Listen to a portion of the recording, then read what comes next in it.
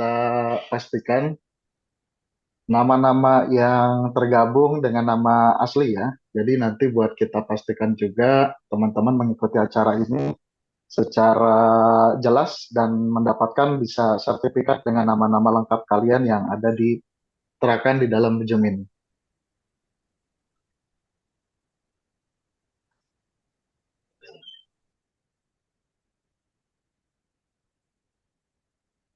Eh, ini sedikit dulu kita akan bahas mengenai aturan buat teman-teman semua biar bisa sama-sama simak dan sama-sama baca ya.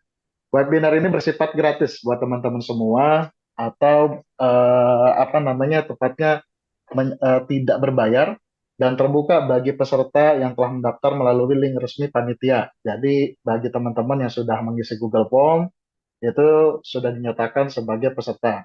Nah, untuk sertifikasi hanya didapatkan nanti buat teman-teman sebagai peserta jika mengikuti acara penuh dari awal hingga akhir. Dengan arti berarti kita nanti akan ada absen ya, secara screenshot di awal sesi, lalu nanti juga di akhir sesi setelah pemateri selesai, dan ada nantinya survei yang nanti teman-teman harus isi. Lalu panitia juga berhak bisa tidak memberikan sertifikat kepada peserta yang tidak memenuhi ketentuan kehadiran. Maka harapan besar bagi kami, teman-teman semua yang ikut serta, rubah namanya dulu, jangan sampai pakai ThinkPad ya. Kalau saya lihat nama-namanya masih ada nama merek laptop ya. Itu coba dipastikan rubah dengan nama-nama pribadi yang jelas, sehingga nanti kita bisa data nama-nama tersebut untuk kita jadikan sebagai nama sertifikat. Gitu. Tata tertib selama webinar, teman-teman juga bisa menyimak di layar saya. Peserta wajib menggunakan nama asli, bukan nama samaran, sesuai saat pendaftaran. Lalu peserta wajib hadir tepat waktu, maksimal keterlambatan yang paling ditoleransi adalah 10 hingga 15 menit. Sesi berlangsung, mohon menonaktifkan mikrofon kecuali diminta berbicara, ya. Tidak mengganggu jalannya acara, misalnya dengan chat spam atau suara latar, atau mungkin emoticon gitu ya. Disarankan juga menyalakan kamera jika memungkinkan, terutama saat sesi interaktif. Jadi nanti pada saat bagian kita mulai adanya tanya jawab atau saat nanti kita mau coba absen dulu ya di awal, pastikan semuanya bisa membuka kamera dengan sangat posisi yang baik. Gitu. Peserta diperbolehkan mengajukan pertanyaan melalui fitur raise hand atau chat box sesuai arahan moderator. Ya. Panitia dapat mencatat kehadiran peserta melalui pemantauan aktif oleh tim panitia di daftar peserta Zoom atau Meet. Peserta juga yang meninggalkan acara sebelum tanpa alasan jelas tidak berhak menerima sertifikat. Jadi saran terbaik saya adalah ketika memang teman-teman dulu nih sebentar gara-gara mungkin ada sesuatu atau apa, sebaiknya menyampaikan dulu di chat ya, di chat Zoom gitu buat nanti kita tahu itu di mention atau di Zoom oleh siapa. Dan sertifikat akan diberikan maksimal 5 hari setelah acara berakhir melalui email atau link Google Drive sesuai kebijakan panitia. Jadi ini adalah spare waktu yang nanti bakal dijanjikan oleh tim pengembang acara terkait dengan pembagian sertifikat ya. Jadi harap disimak baik-baik teman-teman dan kita nanti sebentar lagi akan mulai sampai pemateri dan juga acara ini sudah siap sepenuhnya para peserta masuk di Zoom meeting ini.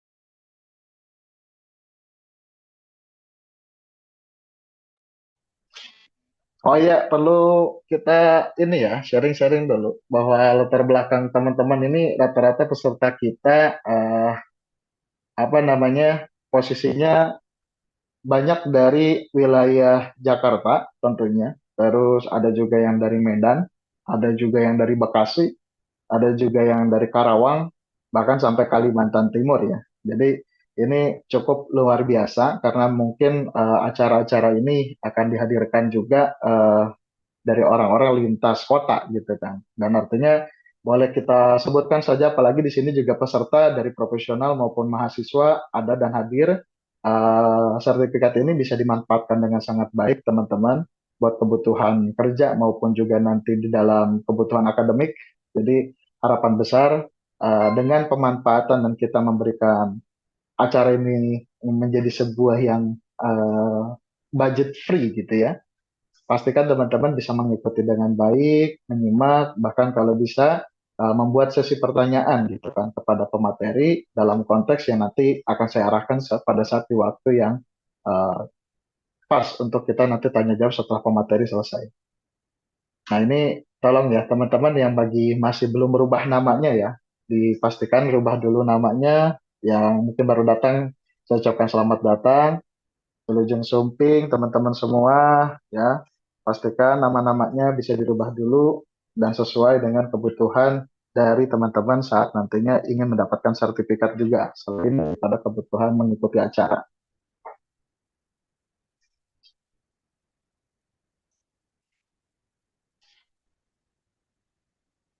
Oke, kalau misalnya terlihat mulai partisipan ada di atas 50, mungkin saya bisa dulu mulai dari diri saya dulu. Perkenalkan, saya Iman Sanjaya sebagai moderator acara hari ini terkait dengan tema kita Revolusi DevSecOps, memaksimalkan GitLab, meminimalkan risiko.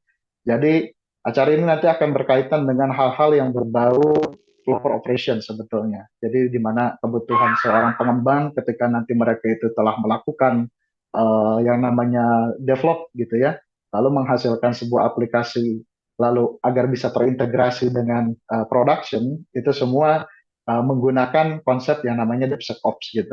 Dan di sini kita akan menekan memaksimalkan penggunaan dari GitLab. Nah, tujuannya adalah apa? Satu, meminimalkan resiko yang mungkin biasanya nih kadang kalau kita bicara developer setelah mengembangkan kan suka ada aja kejadian si aplikasi itu masih ada salah-salah, tapi ternyata kesalahannya bukan karena pengembang salah ngoding gitu, tapi pada saat ada di tengah-tengah orang yang mengoper ke server, ternyata ada yang ketinggalan, entah itu source code-nya, environment-nya, atau sebagainya. Nah, di sini kita akan bahas terkait dengan DevSecOps itu dengan pemateri kita yang nanti akan kita uh, hadirkan, yaitu dari Kang Sigih Yonanto. Sebagai moderator, semoga bisa mendireksi teman-teman untuk bisa sampai pertanyaannya atau mungkin kehadirannya di acara ini dengan baik. Juga nanti Kang Sigi Yonanto akan menyampaikan paparan kita dan kita coba simak baik-baik. Nah ini udah ada dari Kang Sigi Yonanto. Selamat pagi Kang Sigi. Selamat pagi, Assalamualaikum warahmatullahi wabarakatuh. Apa kabar, Pak Iman? Waalaikumsalam warahmatullahi wabarakatuh. Ya Kang, sehat Sehat, Kang? Kang? Alhamdulillah. Ya, Kang Sigi Alhamdulillah. Yunanto ini adalah pemateri kita hari ini ya, teman-teman. Dengan gelar ST apa nih? Kalau saya tadi lihat ST OCS ya, ST OCS. Jadi mungkin kalau OCS yang saya tahu itu singkatan dari Oracle Certified Specialist gitu. Teman-teman perlu tahu nih profil singkatnya dulu. Kenapa saya panggil Kang Sigi Yunanto? Jadi ada agak lucu juga nih. Kan Sigi Yunanto itu kesannya Jawa tapi lahir di Bandung gitu kan.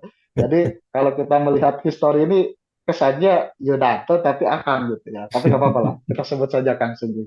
Aman Jadi aja, lahir di Kang. Bandung, Kang Singgi ini ya Kang ya. Terus sudah lama profesional IT ya. Lalu berpengalaman kurang lebih sekitar 15 tahun ya Kang ya. Insya Terus Allah. terus di bidang Berjalan. pengembangan aplikasi ya perjalanan ada juga mungkin di sisi developer sudah, IT infrastruktur pernah. Bahkan yang saat ini nih yang sering kali menjadi pegangan dari Kang Sigi adalah sebagai manajemen project ya. Nah, maka teman-teman harus tahu ini adalah profil singkatnya Kang Sigi. Dia itu lulus sarjana teknik informatika. Jadi kalau zaman kita kan sekarang tahun 2015 mungkin ya sampai ke sini itu kan kalau yang komputer atau informatika sudah Eskom tuh. Nah kalau kan segini kelihatan banget kalau ini tuh angkatan lawas gitu kan. Maka Kelihatan masih tuanya ya. ST. Enggak juga. Tetap Yang bergairah dulu muda apa kan. panjang-panjang gitu, intinya mah tua gitu ya. Iya. Iya. Oke. Nah, ini lulusan teman-teman tempatnya itu adalah Institut Teknologi Telkom yang mungkin sekarang kita kenal hari ini adalah sebagai Telkom University ya di Bandung itu di lulusan tahun 2008. Nah, untuk sertifikat dan keterampilan yang Kang Sini pernah dapat itu ada Oracle Service Oriented Architecture, ada Oracle Application Server, ada juga Oracle Unified Business Process Management Suite. Sampai kalian utamanya nih Kang Singgi adalah Java developer ya, Java developer, J2EE, SOA, PM, GPL, integrasi sistem, pokoknya udah bisa disabet semua deh. Karena memang pengalaman juga menjadikan sebuah bentukan hasil ya hingga Kang Singgi hari ini. Lalu teman-teman tahu ini, kalau kita bicara developer now sama developer lawas, itu agak beda. Bedanya di mana? Kalau hari ini kita sudah mengenal yang namanya AI kan. Jadi kadang-kadang kalau udah bicaranya AI, orang yang lawas biasanya masih larinya ke YouTube dan itu juga tutorialnya orang-orang India ya Kang ya. Orang India pusing Iya, dengerinnya. dengan bahasa Inggrisnya, Beda bahasa, dialeknya dan kita serupa beda gitu. banget. Nah Iya. ini yang luar biasa. Artinya kompleksitas bagaimana memahami sebuah digitalisasi, komputer, coding dan sebagainya itu jauh lebih ketika sebetulnya teman-teman. Kalau yang saat ini seharusnya jauh lebih free mudah, mungkin tinggal kita belajar bagaimana mengkonsepkan dengan adanya AI dan sebagainya. Ini menjadi sebuah nilai tambah sebetulnya buat kita yang masih belajar ataupun mungkin masih di dalam level yang di dunia developer. Nah, ini adalah salah satu ya keahlian yang dimiliki Kang Singgi sebagai apa namanya pengalaman sebagai Java developer. Terus ada juga nih kalau kita lihat pengalaman kerja secara portofolio. Saat ini Kang Singgi itu sedang megang nih proyek sebut aja ya, itu daerah Jakarta, Bina Marga Jakarta sebagai big data. Jadi big datanya untuk pengolahan CCTV untuk semua daerah saja project management. Terus aplikasinya belum inilah yang ngedireksi bagaimana pengelolaan aplikasi itu bisa dibentuk gitu kan. Adapun lagi juga di satu sisi lainnya yang saat ini nih lagi under jalan banget itu adalah dari Kesei Jakarta. Proyek utama itu adalah di CR SMP sebagai leader yang dimana scope itu adalah berkaitan di proyek scope sampai deliverable. Nah, ini adalah bagian-bagian perusahaan yang sebetulnya jalan ya sekarang hand on sama Kang Sing. Kalau yang lama mungkin masih terakhir kemarin itu ada di posisi yang apa namanya multi-layer. Jadi ini posisi sebagai migrasi data warehouse ya menggunakan CC, Oracle, di scope-nya. Nah, banknya itu sebetulnya jadi bisa PTN posisinya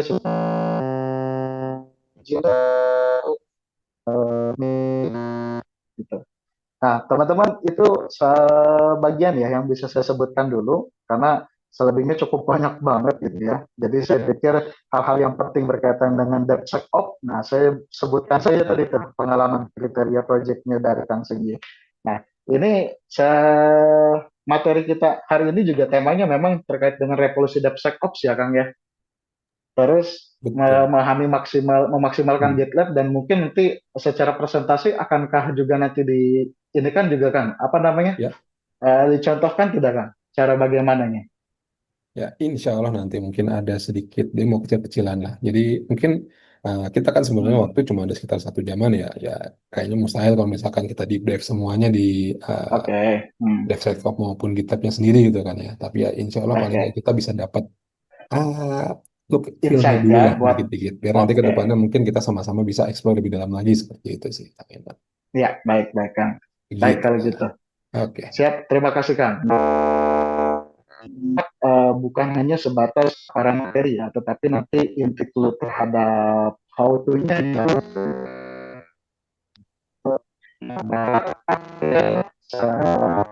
Pertama buat manfaat sangat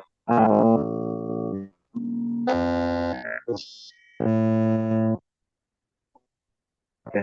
Soalnya putusnya kayak robot ya, atau di saya saja. Ya mungkin. Emang di saya juga ini kayak robot nih. Oke, baik baik baik. Oh, saya kira Oke, kalau Kang Iman gitu lagi mungkin sekali beatbox nih. oke oke. Ya udah, kalau gitu kita lanjut aja ya. Kita Oke, sampaikan langsung saja ke Kang Sigih Yonanto untuk materi hari ini. Untuk waktu dan tempat Kang, dipersilahkan. Oke, terima kasih Kang Iman. Jadi mungkin tadi yang sudah sempat kita bahas ya sekilas ya. Jadi mungkin hari ini kita akan sedikit sharing, sedikit diskusi bareng lah terkait DevSecOps menggunakan GitLab ya. Dan seperti yang Ya, saya tadi sempat sampaikan, mungkin yang kita nggak bisa lah deep dive semuanya, langsung kita menguasai semuanya, bahas semuanya. Tapi paling nggak kita bisa bahas apa istilahnya, eh feel-nya dulu deh. Feel-nya secara umum, DevSecOps itu gimana, di GitLab itu gimana. Nah, dan insya Allah nanti mungkin teman-teman bisa melanjutkan lagi, explore lagi lebih dalam, dan mungkin bisa mengimplementasikan langsung di pekerjaan teman-teman masing-masing ya. Oke, nah, sorry. Nah, jadi mungkin beginilah materi kita hari ini ya, revolusi DevSecOps maksimalkan GitLab, minimalkan risiko. Nah, mungkin kita langsung saja ya, teman-teman.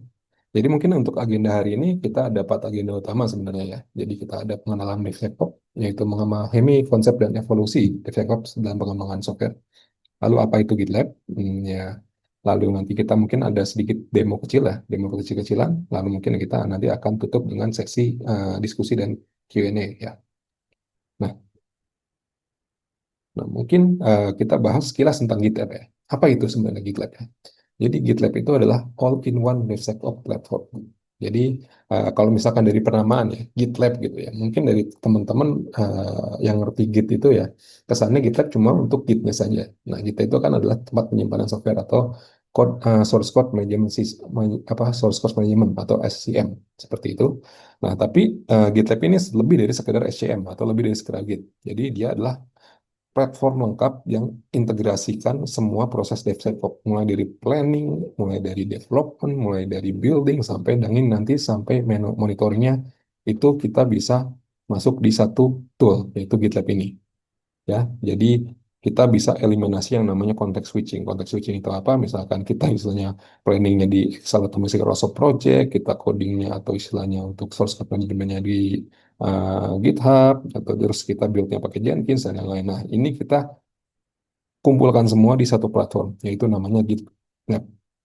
Nah, untuk GitLab-nya sendiri sebenarnya kita mungkin teman-teman porno nih, parno nih. Wah, ini jangan-jangan bakal berbayar nih. Iya sih berbayar, tapi ada opsinya juga yang gratis, open source. Dan itu pun open source-nya itu udah fiturnya udah lumayan. Walaupun memang kalau misalkan kita mau advance feature, mungkin kita harus masuk ke fitur berbayar. Tapi walaupun open source yang gratisannya itu udah cukup sekali untuk kita bisa melakukan manajemen proyek. Seperti itu ya. Nah, next. Nah, tadi kan mungkin kita lihat bahwa GitLab adalah all-in-one DevSecOps platform. DevSecOps itu apa? Nah, mungkin teman-teman ada yang udah ngerti, ada yang udah belum ngerti ya DevSecOps apa. Nah, mungkin kita sedikit jalan dulu ke belakang ya. Kita sedikit melangkah dulu ke belakang sebelum kita maju terlalu maju, membahas DevSecOps itu apa. Nah, sebelum membahas DevSecOps, kita juga harus perlu tahu yang terkait namanya adalah SDLC atau Software Development Lifecycle. Nah, jadi SDLC itu apa? Nah, mungkin teman-teman istilahnya pasti udah pernah memakai yang namanya aplikasi ya, dimanapun lah. Baik di laptop, baik di handphone, apapun gitu ya. Misalkan kita pakai WhatsApp, pesan makanan lewat GoFood gitu, istilahnya ngetik pakai Windows Word gitu kan. Nah, itu sebenarnya kan sebelum aplikasi itu jadi, ada proses untuk pembuatan aplikasinya ya, prosesnya. Nah, proses itu adalah yang biasanya kita namakan SDLC. Jadi itulah langkah-langkah yang kita lakukan dari mulai planning sampai dengan aplikasi itu jadi dan bisa digunakan ya. Sebentar ini.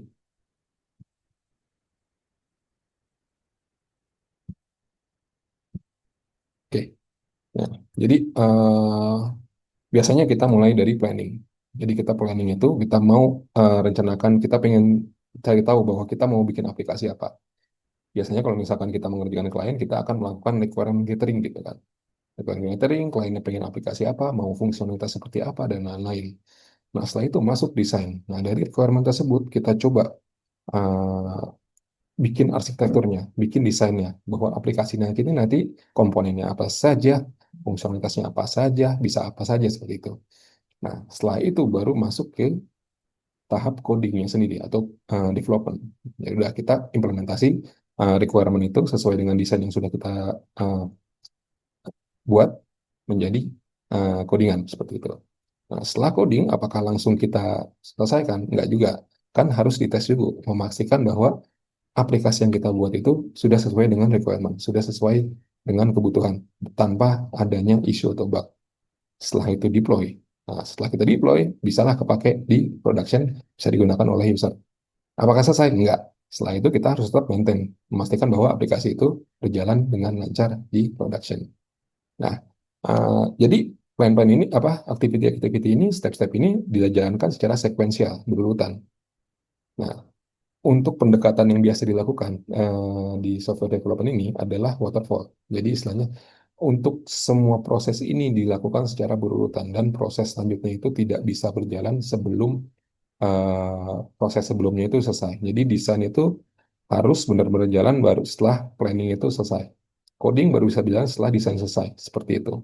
Nah, problem. Jadi ini waterfall metodologi ini mengambil atau istilah mengadopsi dari proses di manufaktur ataupun konstruksi ya.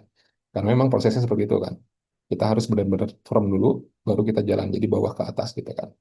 Nah, jadi seperti itu ya, linear, simple, namun tidak fleksibel. Nah, tidak fleksibel itu apa-apa. Jadi kita udah nggak bisa lagi ada perubahan di tengah jalan gitu kan.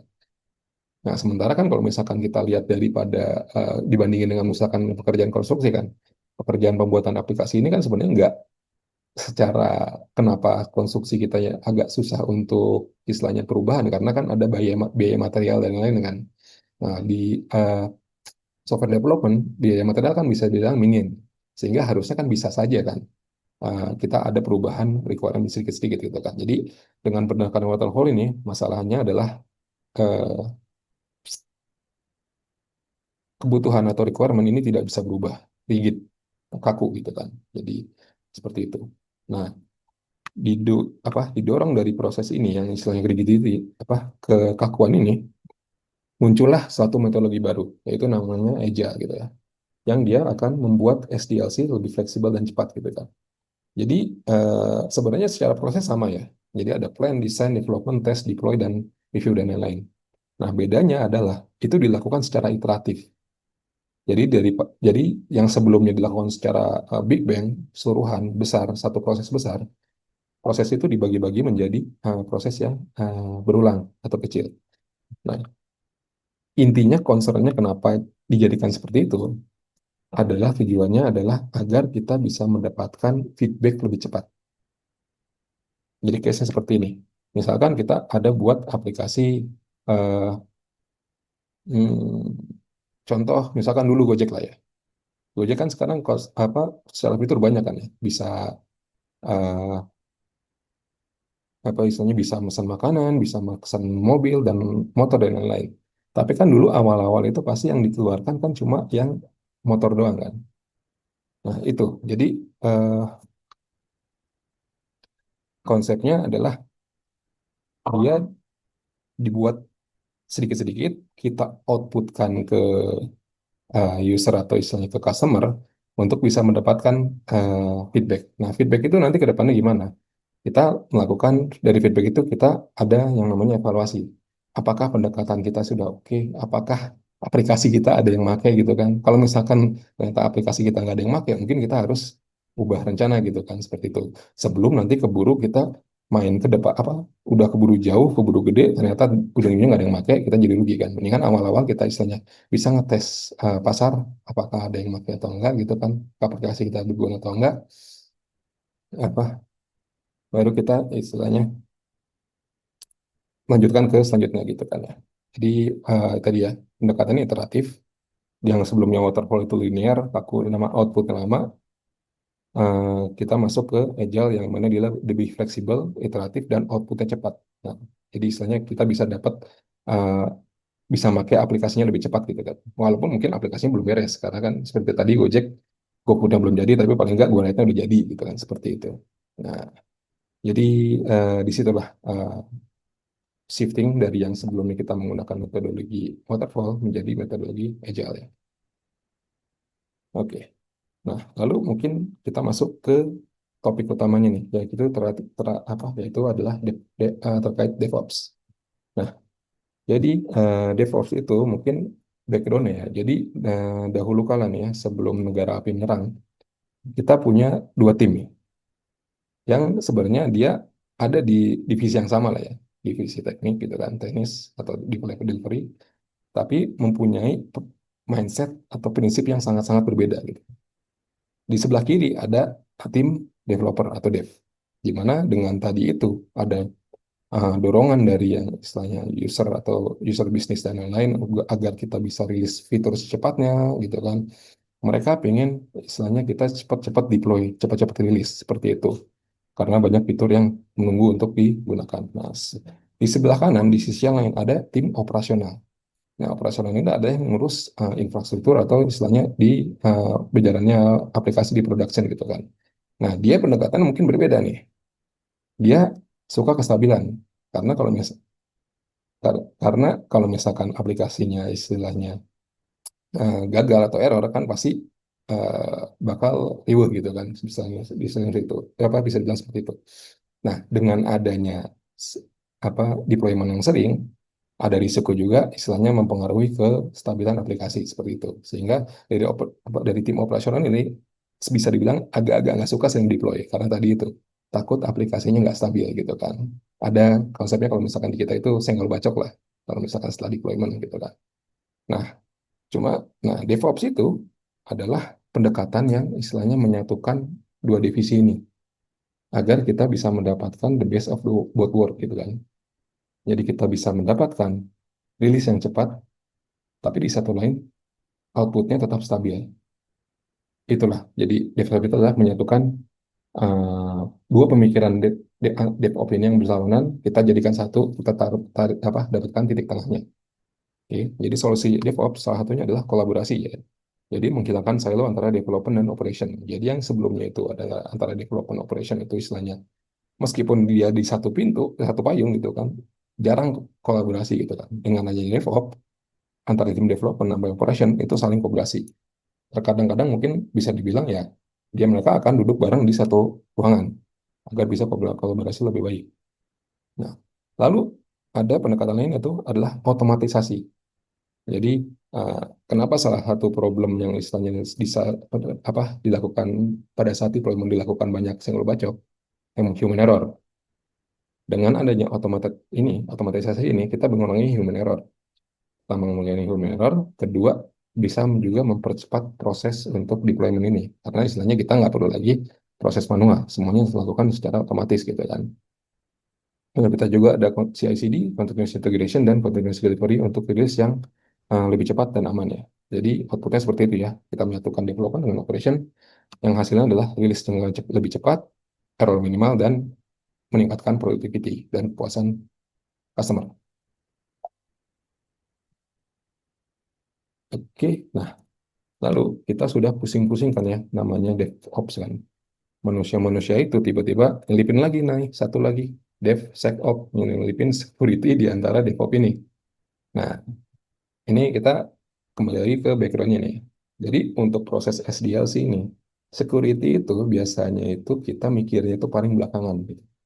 Dalam bentuk biasanya itu kalau misalkan teman-teman pernah handle proyek pasti itu security itu baru kelihatan atau baru di handle itu pada saat kita melakukan penetration testing, dan itu biasanya dilakukan akhir proyek gitu kan. Nah, itu resikonya gimana kalau misalkan nanti pentestnya aman, ya udah nggak ada masalah, alhamdulillah gitu kan. Nah, cuma kalau misalkan pentestnya ternyata banyak temuan, dan ternyata temuannya itu adalah istilahnya harus perbaikannya adalah benar-benar di berdasar banget aplikasi, sehingga harus aplikasi yang kita tadinya udah buat udah hampir selesai kita harus rombak ulang banyak gitu kan, itu kan jadi ribet lagi, jadi lama lagi. Nah, untuk defect SecOps itu yang tadinya security itu ada di sebelah kanan, paling akhir, kita shifting left. Jadi yang sebelumnya terakhir, kita masukkan ke proses-proses awal.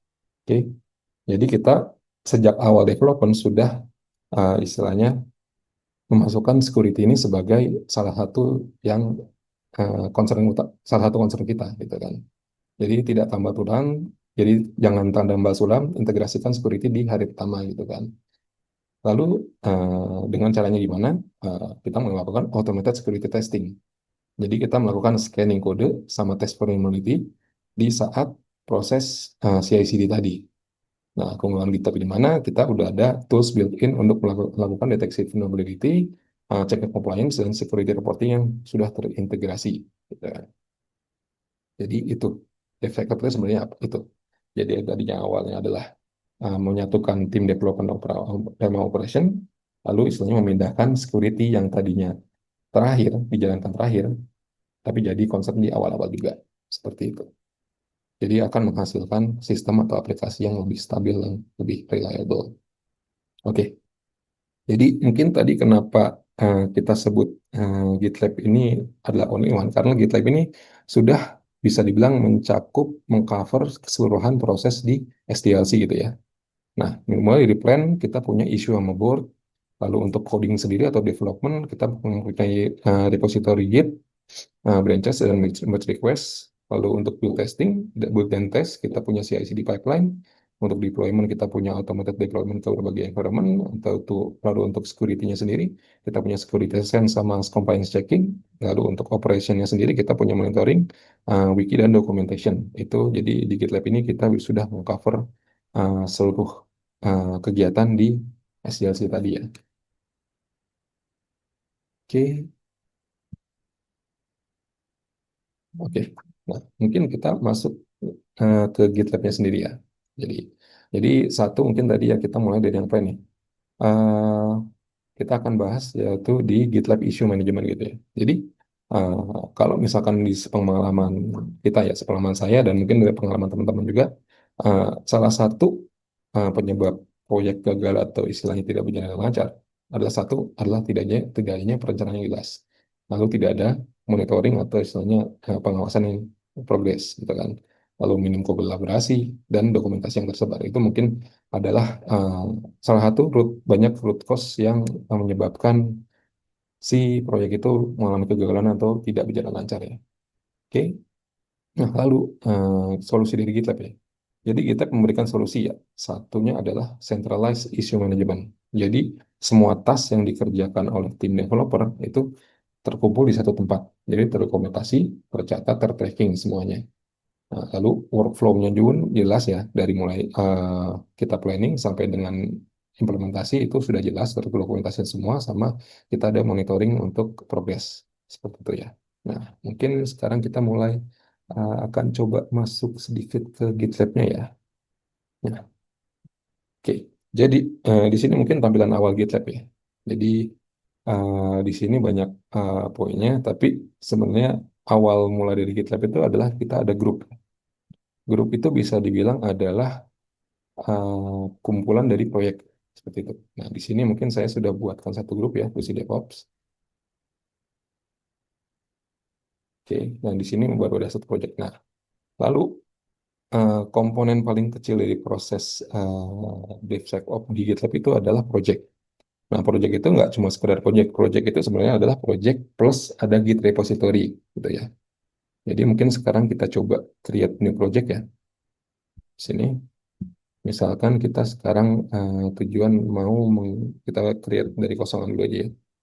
Kita misalkan mau bikin ya standar mungkinnya kita bikin to do app menggunakan Vadin ya. Vadin itu adalah apa framework web untuk Java ya. Oke, kita di namespace-nya Fusi DevOps untuk setelah kita coba default saja. Kita bikin private ya. Jadi kalau private itu dia cuma bisa kelihatan di tim kita saja gitu kan. Oke. Lalu ini inisialisasi repository with readme dan lain kita coba default dulu aja. Nah, sekarang kita create project. Nah, di sini langsunglah kita di redirect ke halaman repositorinya. Nah, kalau misalkan teman-teman udah sering buka GitLab, apa GitHub dan lain-lain, mungkin ini secara layout cukup familiar ya. Jadi memang standar UI untuk Git itu seperti ini ya memang. Nah, tapi mungkin kita akan mulai fokus di yang sebelah kiri ini, issue.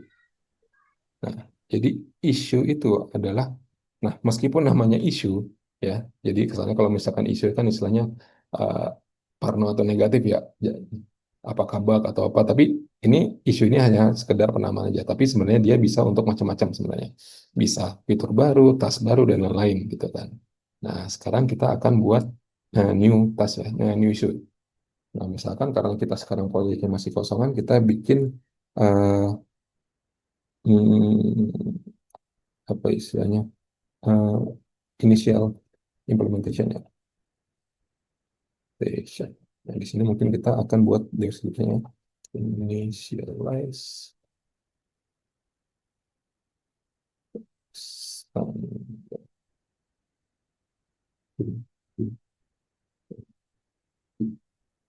Ya, seperti itu ya. Jadi status kita masih dituduh.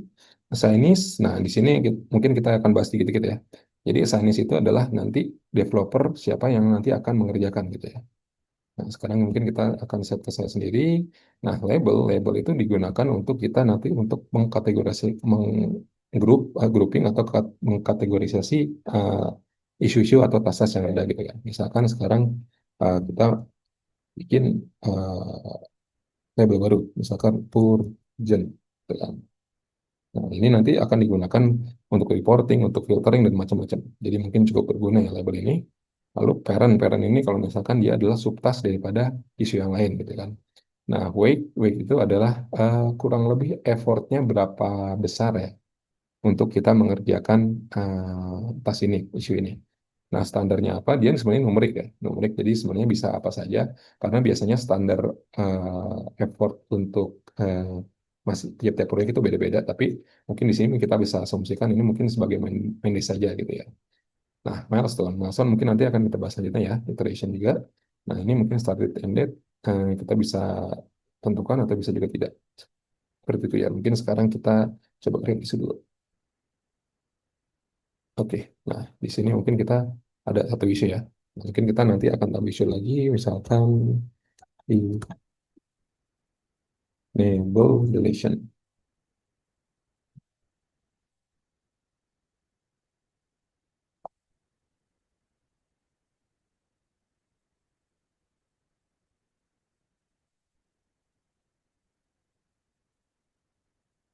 Oke, jadi sekarang kita punya dua tas ya. Ini belum ada assignment, saya kasih assignment dulu di saya deh. Saya. Oke, nah di sini mungkin kita punya tas gitu kan, dua tas. Tapi mungkin kalau misalkan ada dari higher up atau manajemen nanya gitu kan, ini sebenarnya tas bisa beres kapan gitu kan?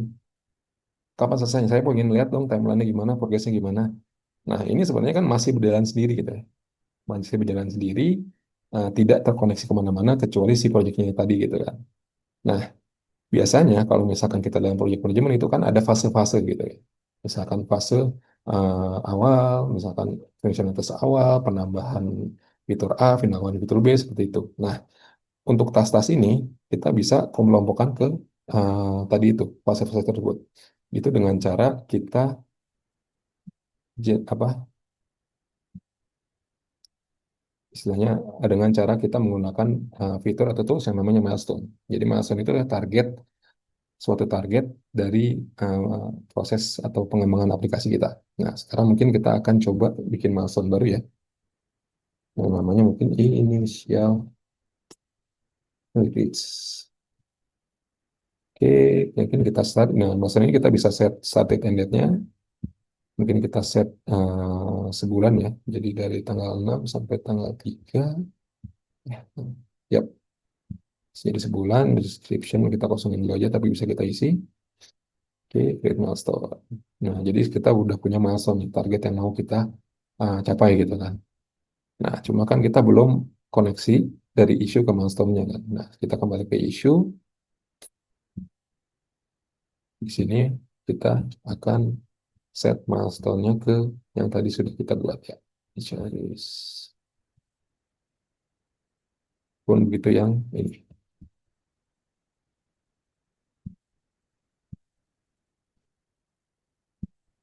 Nah, setelah kita tambahkan, nanti kalau misalkan kita kembali ke milestone tadi, initial release ya. Oke, nanti otomatis karena sudah ada issue yang desain, akan dibuat burndown nama burn up chartnya. Jadi, nah ini berguna untuk kita monitoring progress menuju milestone kita. Apakah kita sedang telat, apakah on track, ataukah gimana, seperti itu ya. Nah, next mungkin kita akan coba simulasikan penyelesaian isu ini ya. Oke, nah misalkan kita yang initial implementation ini.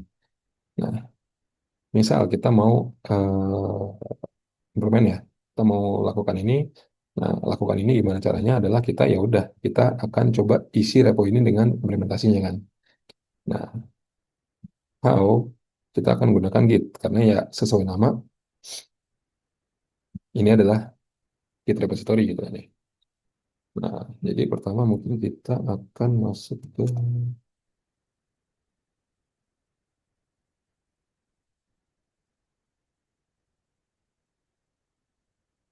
workspace kita ya. Nah, pertama kita akan lakukan git clone. Git clone apa? Kita akan git clone URL ini yang di atas. Nah, yang dilakukan apa sebenarnya pada git clone? Jadi yang dilakukan adalah dia akan mengambil semua metadata, semua historical metadata dari repository ini, sekaligus dia akan mengambil source code terbaru ya. Nah, dari situ kita bisa initialize local repository kita. Oke, jadi ini udah ya. Kalau misalkan kita coba masuk di sini sudah terkoneksi nih. Ya, cuma ada satu file karena kita memang baru generate satu file aja ya. Nah, next mungkin kita coba implementasi ya. Oke,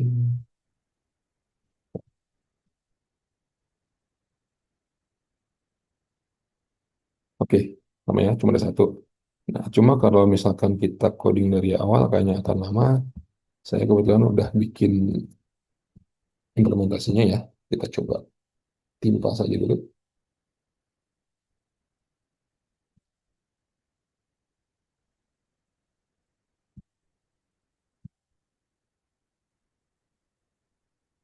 Oke, sudah. Di sini juga udah otomatis ya. Nah, ini saya udah bikin implementasi sederhananya ya. Nah, mungkin kita sekarang coba tes run dulu ya. Hmm.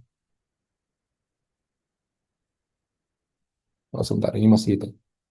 Masih initializing. Sebentar. Ini lagi proses downloading dependensi dan lain-lainnya. Jadi mungkin agak butuh waktu untuk proses initialize projectnya.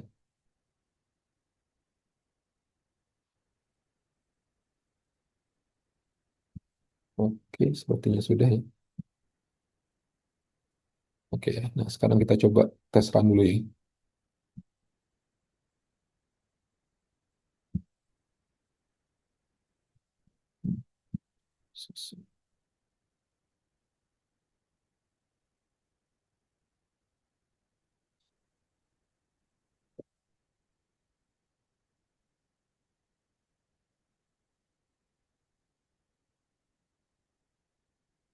Oke, di sini udah jalan ya. Localhost.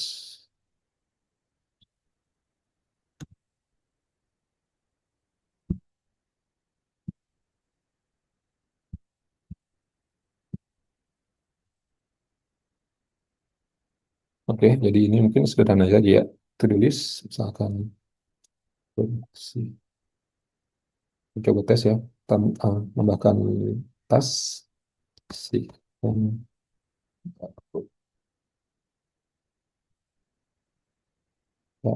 tambah lagi misalkan.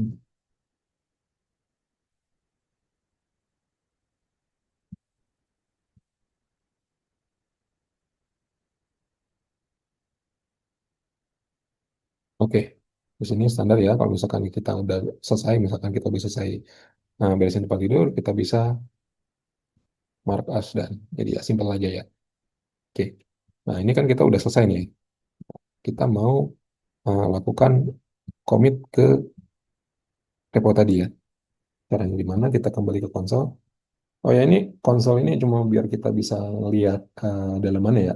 Saya sih lebih menyarankan kalau misalkan kita menggunakan tools atau GUI yang udah ada aja. Biasanya banyak sih kalau misalkan Windows kita biasa pakai Git atau biasanya pasti di IDE itu udah ada built-in Gitnya sendiri sih. Oke, tapi ini kita mau coba buat biar kita bisa lihat dalaman aja. Nah, di sini kita mau menggunakan Git status dulu ya. Jadi di sini, oh sorry, kita perlu masuk direktorinya.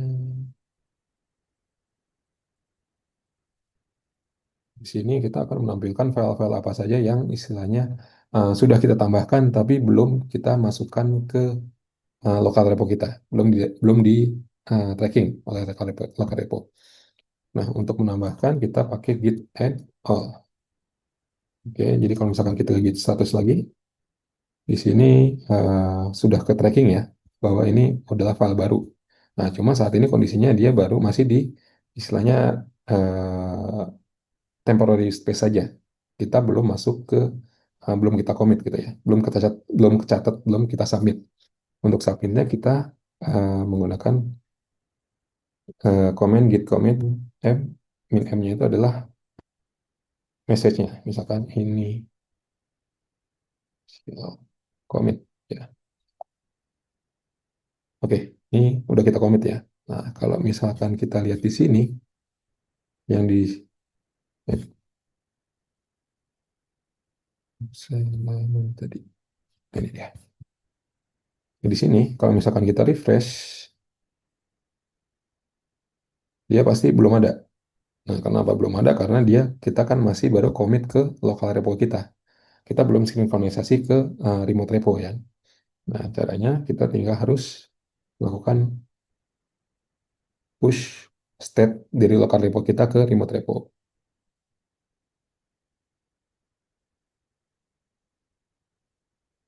Nah, kalau misalkan kita refresh, oke, sudah masuk ya file-filenya semuanya. Nah, di sini mungkin karena kita sudah beres gitu, misalkan udah beres, kita yang tadi ini initial implementation kita bisa mark as done gitu ya, seperti itu. Nah, kalau misalkan udah done, dia akan pindah ke close. Jadi yang ada di open ini cuma yang lagi on progress saja gitu kan.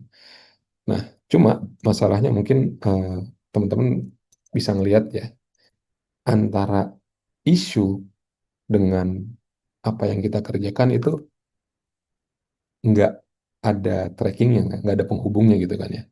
Tadi kan kalau misalkan karena kita cuma ada satu tas saja, satu isu aja, mungkin trackingnya mudah gitu kan. Nah, bayangkan kalau misalkan kita ada puluhan isu atau task gitu kan, kita mau tracking bahwa ini perubahannya yang mana sih gitu kan, apakah beneran udah beres apa enggak kan. Nah itu, jadi kita sekarang isunya adalah kita belum ada keterhubungan antara perubahan di sisi source code dengan task management. Nah itu yang nanti mau di solve dengan bahasan kita selanjutnya ya. Jadi begitu, begitu ya, kita sudah sekilas tadi tentang GitHub Issue Management. Next kita akan masuk ke materi apa, bahasan berikutnya yaitu Git merge request. Tapi sebelum kita masuk ke merge request, saya mau bahas terkait Git flow ya. Oke, jadi mungkin saya mau bawa ke teman-teman ke terkait skenario dulu ya. Nah, jadi misalkan kalau kita sudah ada suatu aplikasi yang berjalan, sudah stabil lah kurang lebihnya. Nah, terus permintaan dari user bisnis atau product owner misalkan, kita butuh ada fitur baru nih untuk development gitu kan. Lalu di product owner yang satu lagi ada fitur apa? Mereka butuh fitur yang lain gitu, misalkan fitur B. Jadi ada fitur A, fitur B gitu kan, berjalan bersamaan. Dan kita nggak tahu bahwa yang bakal di di list itu fitur yang mana dulu gitu kan. Jadi ada istilahnya keruwetan terkait kita mau implement yang mana aja gitu kan. Ya, yang mana duluan gitu kan. Nah, sebenarnya kan bisa aja kan bareng, tapi kan nanti ada risiko bahwa saling tumpang tumpang tindih antara fitur tadi gitu kan. Saling tumpang tindih di source code-nya, manajemennya, di repo-nya tadi. Nah, dari isu itu, dari poin-poin itu, muncullah suatu standar yang namanya Git flow. Oke, jadi problem terbegitu tadi kan tidak ada penghubung antara task dengan code, tumpang tindih implementasi fitur, sulit tracking perubahan fitur, kode, sama merge for conflict yang frequent. Nah, jadi kalau misalkan kita coba simulate ini ya, dari grafik sederhana ini, jadi kita punya satu branch ya. Branch itu adalah bisa dibilang eh, satu menandakan satu subfitur daripada sistem yang disimpan di tadi itu di repository source code gitu. Nah, kita punya master berarti kata adalah fitur utama, fitur paling besar gitu kan. Nah, terus kita mau istilahnya ada eh, penamaan fitur, misalkan fitur A. Nah, standarnya di Gitflow itu apa yang kita lakukan? Kita akan bikin branch baru. Kita akan bikin branch baru, sehingga branch masternya ini kita tidak ada eh, gangguan ya, tetap bisa dibilang bersih, clean. Nah, kita akan develop di fitur branch tadi itu. Baru nanti setelah eh, semuanya sudah selesai, implementasinya sudah selesai, sudah di testing, sudah oke, yaitu sudah beres, kita akan merge balik ke master. Jadi kurang lebih seperti itulah Gitflow. Jadi untuk per fitur baru akan dibuatkan branch baru. Seperti itu ya. Jadi fitur baru dikembangkan di fitur branch sebelum di merge ke branch utama. Workflow kurang lebih dari yang main atau master, kita bikin fitur branch, kita develop, lalu kita merge. Jadi seperti itu kurang lebih untuk yang Gitflow. Nah, masuklah ke GitLab Merge. Nah, GitLab Merge request ini apa? Itulah Gitflow yang sudah di eh, plus-plus lah, sudah dikembangkan lebih lanjut gitu ya. Nah, jadi kalau misalkan kita bahas isu daripada Gitflow manual, nah, kita kan tadi sudah ada pemisahan ya, jadi branching per fitur kan. Tapi itu masih dijalankan manual, secara manual. Lalu kita code review-nya juga masih manual. Lalu sebenarnya masih secara umum dia masih terpisah dari isu atau tadi itu tadi tas. Jadi tidak ada traceability, tidak ada connectivity. Nah, dengan merge request dari GitLab ini, untuk setiap fitur branch tadi, dia auto link ke issue. Jadi issue itu nanti akan punya merge request sendiri, ya. Setelah itu karena udah ada nempel ke issue, dia nanti ada thread discussion sama approval. Dia sudah ada diskusi sama approval di situ. Lalu sudah ada built-in differential view sama code editor. Jadi nanti mungkin teman-teman peer reviewer bisa ngelihat perubahan apa saja sih yang terjadi gitu kan. Apakah sudah sesuai apa enggak gitu kan. Lalu branch-nya sendiri adalah ephemeral gitu kan. Dia auto create, auto merge, dan setelah selesai dia akan di-delete. Jadi dia nggak ngotor-ngotorin repo. Jadi nanti kasusnya itu kalau misalkan yang kita masih menggunakan Gitflow biasa manual itu biasanya banyak banget branch fitur yang istilahnya belum dihapus atau belum bersihin. Jadinya secara repo lumayan kotor gitu kan. Nah, seperti itu. Nah, mungkin sekarang kita coba demokan ya untuk proses merge request ini. Oke, jadi mungkin kita mulai dari isu ya. Jadi kita coba bikin isu baru, misalkan enable edit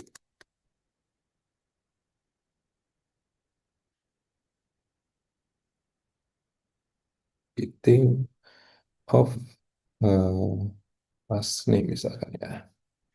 Oke, saya ininya saya.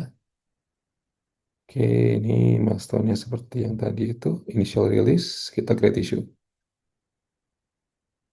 Oke, nah di enable edit ini, misalkan kita udah siap, oke, semua requirement udah aman, udah selesai, udah jelas, ayo kita sekarang mulai untuk coding. Nah, sekarang untuk coding ini, begitu kita dapat istilahnya oke untuk coding, kita akan create merge request. Nah, yang dilakukan di merge request itu tadi adalah kita istilahnya akan bikin fitur bench baru. Nah, di sini mungkin adalah source branch-nya, jadi branch yang akan kita copy gitu kan untuk bikin branch baru. Nah, ini adalah branch name-nya. Kita bikin default aja dulu. Nah, kita akan create merge request. Nah, ini adalah untuk merge request-nya ya. Kita bikin draft dulu sementara. Nah, di description ini otomatis dia akan, kalau misalkan sini ini sudah done merge request-nya, dia akan otomatis nge-close isunya ya. Oke, untuk assign ini kita assign nama saya. Nah, mungkin di sini ada tambahan lagi nih yang agak menarik adalah reviewer. Nah, di sini reviewer itu adalah yang nanti akan melakukan review terhadap submission coding kita gitu kan. Ya, apakah coding kita sesuai, sudah bersih, sudah amankah gitu kan. Nah, di sini mungkin kita coba sign as reviewer. Nah, di sini mungkin kita add reviewer, misalkan asumsi kita punya atasan namanya Fizky Radillah ya. Oke, namanya Fizky Radillah, kita approval rule-nya ini secara default di merge request itu sebenarnya tidak butuh approval, tapi di sini mungkin kita akan bikin agar ada minimal satu orang member dari approver ini yang akan melakukan approval gitu kan. Oke, miscellaneous labelnya kita kosongin dulu. Nah, merge can start anytime nih. Nah, di sini kalau misalkan merge can start anytime, dia akan eh, setelah kita istilahnya approval dilakukan, merge udah oke, dia akan merge ke eh, main atau master saat itu juga. Nah, kita bisa juga set after schedule date. Kalau misalkan eh, case-nya kita masalahkan mau fitur udah beres, tapi mungkin deploy-nya masih mau seminggu lagi, kita bisa set di sini seperti itu ya. Oke, lalu ada merge request dependency. Jadi kita bisa set bahwa merge ini baru bisa dilakukan setelah merge yang lain beres gitu. Misalkan tadi ini adalah untuk enable edit. Mungkin nanti kita uh, enable edit ini kita baru bisa selesaikan setelah misalkan fitur utama selesai gitu kan. Kurang lebih seperti itu. Oke, ini ada optionnya. Jadi delete source branch when merge request is accepted. Jadi branch fitur tadi di delete secara defaultnya ya, supaya kita tetap branchnya itu apa reponya tetap bersih. Lalu kita ada opsi juga untuk swash commit. Jadi swash commit itu adalah kalau misalkan di merge request ini atau di fitur branch tadi ada banyak commit lebih dari satu, itu akan dijadikan satu commit yang sama biar tidak kebanyakan commit. Nah ini kita unselect dulu aja sementara. Oke. Oke, jadi ini sekarang merge request-nya sudah beres ya. Nah, next berarti kita adalah melakukan next-nya adalah kita lakukan development ya sebagai developer. Nah, cuma sebelum kita melakukan developer, kita perlu switch branch dulu kan. Nah, kalau misalkan kita set di sini, kita masih di branch main kan. Nah, sementara kita harusnya ada di branch yang tiga enable ini tadi. Nah, tapi kenapa kini kita belum ada? Karena kita belum melakukan fetch atau pull. Jadi metadata dari si eh, remote repo ini kita belum eh, masukin metadata terbaru ini belum kita masukin ke lokal repo kita. Nah, kita untuk bisa dapetin metadata terbaru kita git fetch.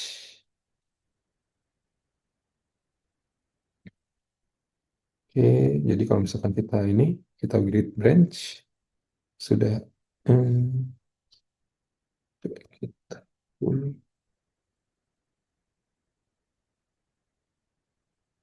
udah up to date benar kan ya?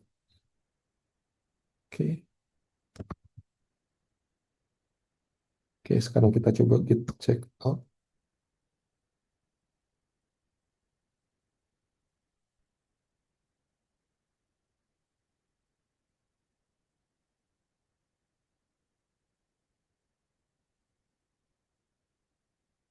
Oke, sebentar coba kita check outnya dari sini aja nih.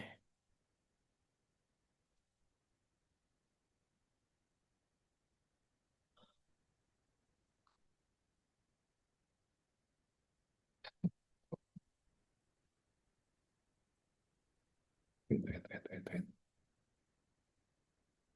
Oke, sebentar ya teman-teman.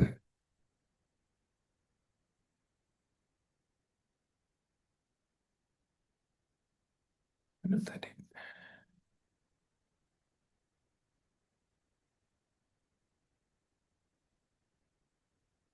Oke,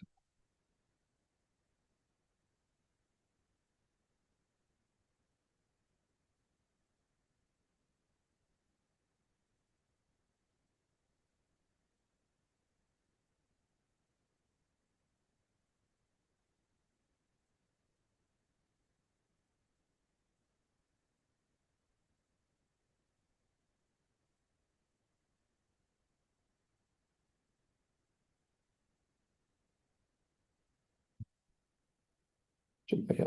Kita clone ulang aja deh.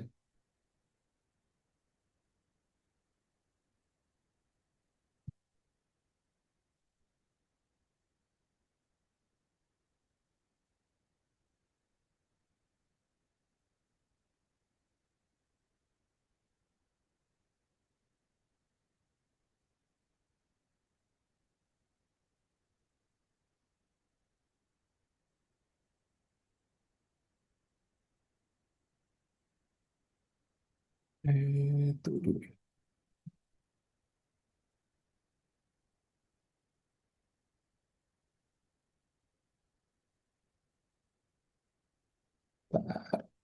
Sorry ya teman-teman, soalnya saya sebenarnya nggak terlalu familiar juga kalau pakai command prompt, jadi agak-agak lupa.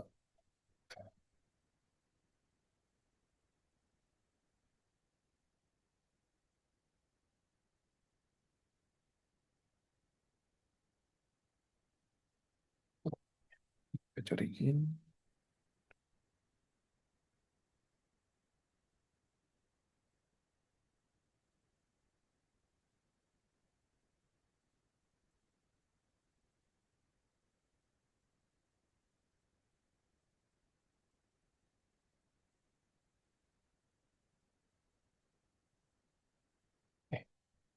Di check out. Jadi sekarang kita coba check out ke itu ya, ke branch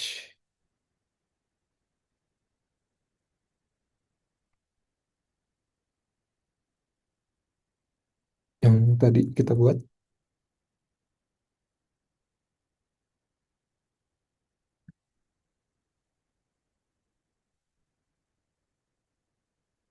Oke, jadi sekarang kita posisi udah di branch baru ya.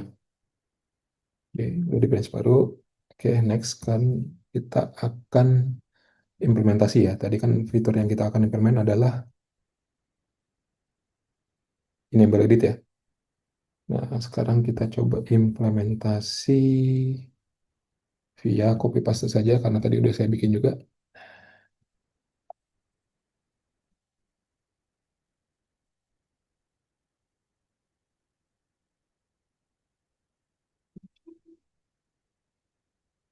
It's-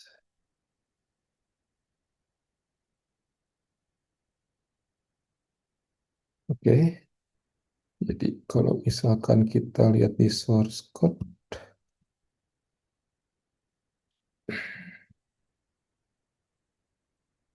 oke, dia sudah ada uh, capability untuk edit ya. Nah, sekarang kita coba testing lagi. Kita restart ininya, aplikasinya, dan sebentar.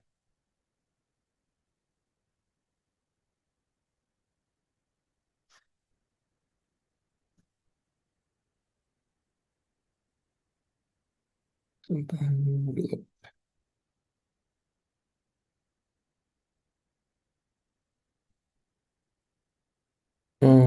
Soalnya tadi itu ya. Sebentar, kita coba di open dulu deh. Soalnya tadi nggak sengaja file IDE-nya ke hapus.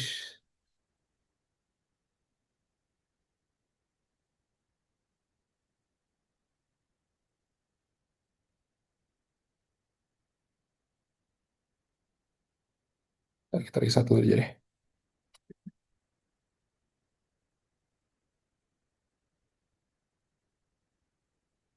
Kita coba restart biar file IDE-nya kita generate ulang ya.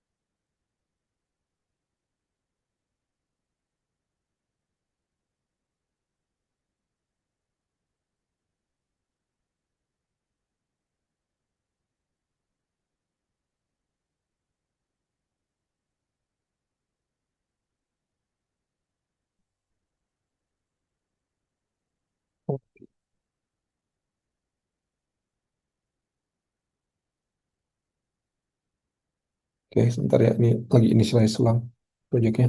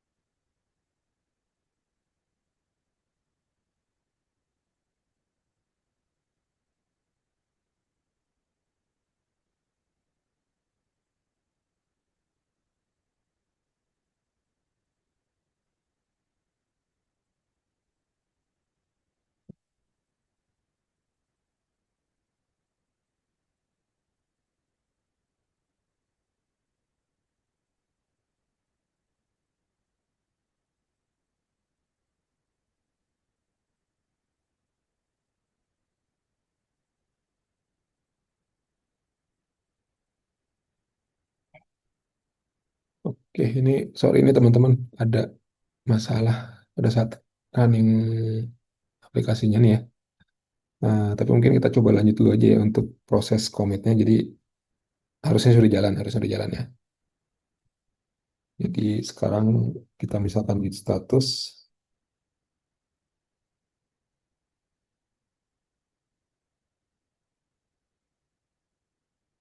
Oke, jadi di sini apa?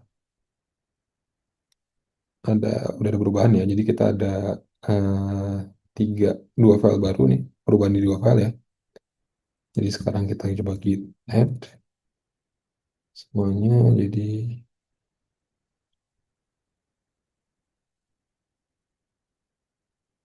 kita git status.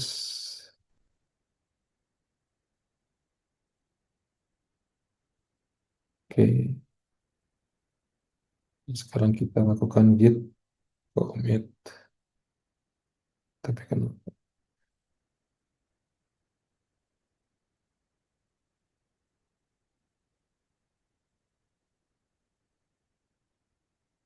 ah,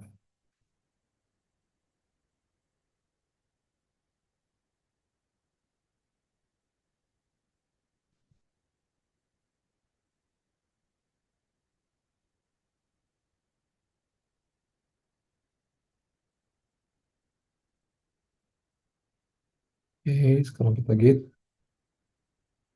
push. Sebentar nih.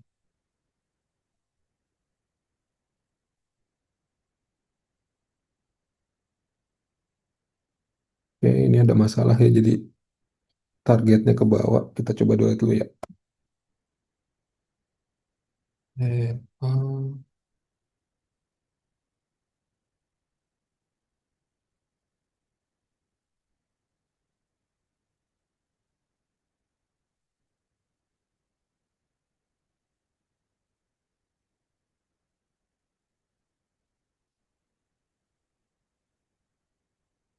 Oke, kita langsung git push ya.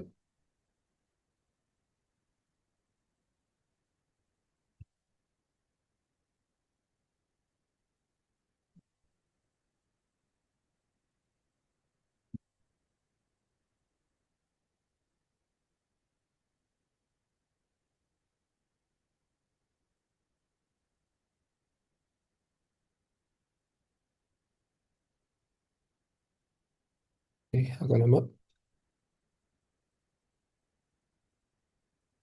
Oke, sudah ya. Kita udah push. Kalau misalkan kita lihat di merge request tadi. Oke, di sini sudah ada komitnya ya. Oke, nah di sini kita bisa melihat changes apa saja yang udah terjadi ya.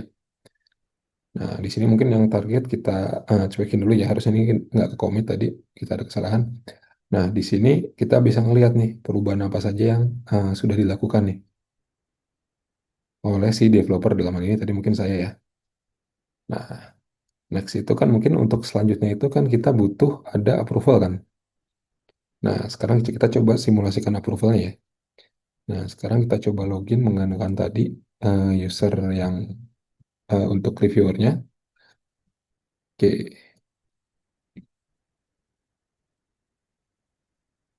nah di sini kita kalau misalkan di sini kita mau sebagai reviewer ya, kita bisa juga melihat ada to-do list di sini nih. Nah, di sini karena kita sebagai reviewer, terus kita tadi sisi Yunanto ini melakukan submission gitu karena commit. Nah, di sini akan muncul notifikasi bahwa ada satu submission atau commit yang membutuhkan review gitu kan. Nah, kita masuk ke sini saja biar cepat. Oke, changesnya apa?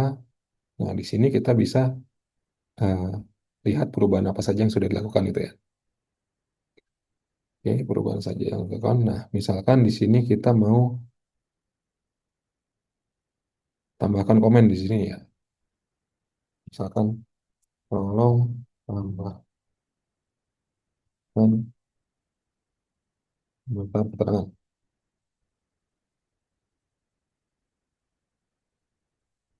Oke, start review seperti itu. Jadi di sini kita menambahkan review ya, bahwa di sini kita harus menambahkan keterangan gitu kan. Nah, kalau misalkan kita sudah, kita bisa lebih dari satu, bisa lebih dari satu file, mungkin file yang lain kita coba review juga, tapi mungkin kita tambahkan apa? Saat ini kita review di satu poin dulu. Nah, lalu kita akan melakukan review nih. Nah, di review ini kita bisa melakukan ada actionnya nih, bisa komen. Komen itu kita cuma ngasih note doang, tapi belum ada approval atau lain-lain. Kita bisa approve atau kita kita bisa juga ngebalikin lagi ke tim developer nih. Nah, sekarang kita coba submit review dulu ya, submit ini. Jadi di sini kita ada revisi lah, bisa dibilang seperti itu. Nah, setelah itu kita balik ke sini. Kalau misalkan kita masuk ke ini, to do, kita lihat bahwa ada, oh udah si Fiski Fadila ini udah beres nih, lakukan review nih. Nah,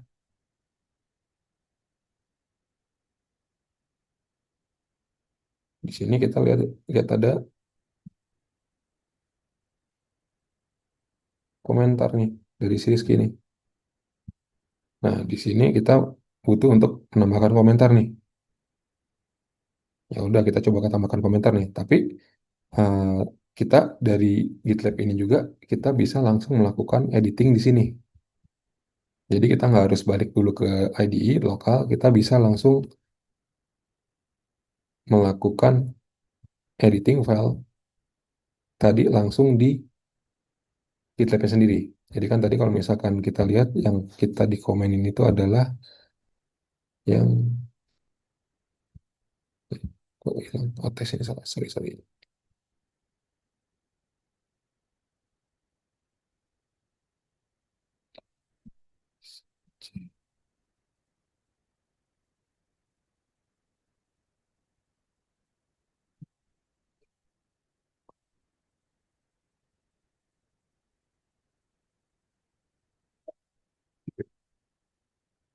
Nah, di sini ya. Tadi kan kita udah ada komentar di sini kan. Nah, kita bisa edit di sini langsung, atau kita juga bisa melakukan edit di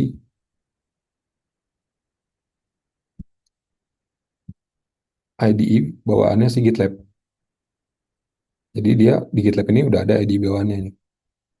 Jadi sudah ada VS Code embedded yang bisa kita pakai. Jadi kita nggak harus balik ke lokal, kita bisa coding langsung di GitLab-nya sendiri. Nah, cuma saat ini mungkin kita create single file dulu.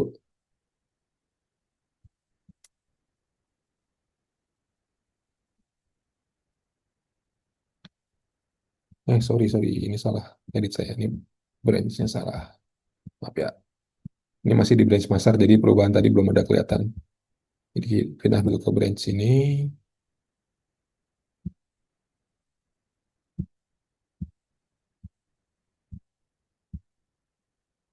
kita edit.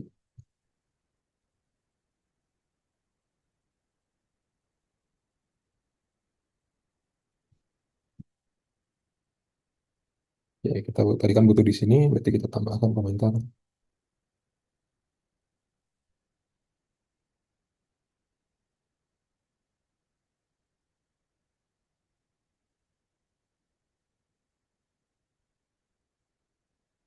Oke, kita commit.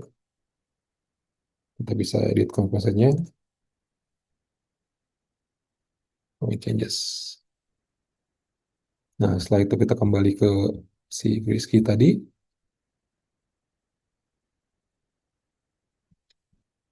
Nah, setelah ini karena istilahnya dia sudah terrefresh ya, sudah ditambah ke kolom komentar. Misalkan di sini juga kita coba tambahin ini ya komentar ya di sini informasi bahwa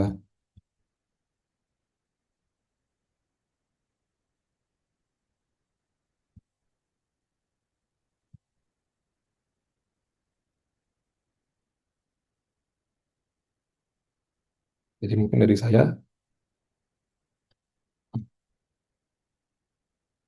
sudah menambahkan komen ya. Nah, bahwa itu sudah di resolve. Nah, di sini kita bisa lihat bahwa ini udah ada informasi bahwa oke sudah dibereskan. Kita bisa proof. Nah, di sini kita balik ke overview. Nah, karena ini masih draft, kita mark as ready. Nah, di sini karena udah ada approval, submitan juga sudah ada, kita bisa melakukan merge. Nah, di sini yang tadi branch yang baru tadi yang 3 enable edit ini nanti akan di-delete dan di-merging ke branch main. Oke, jadi itu ya sekilas mungkin tentang merge request tadi. Jadi uh, itu adalah fitur untuk koneksi, mengkoneksikan tadi itu antara isu dengan perubahan apa sih yang terjadi di source code gitu kan ya, sehingga bisa menjadi uh, trackable gitu ya. Oke, nah kita mungkin balik ke materi ya. Nah itu jadi mungkin sekilas tentang Git Flow ya. Sorry, mutual merge request. Nah, next adalah fitur yang penting lagi dari GitLab ya, yaitu CI/CD pipeline ya.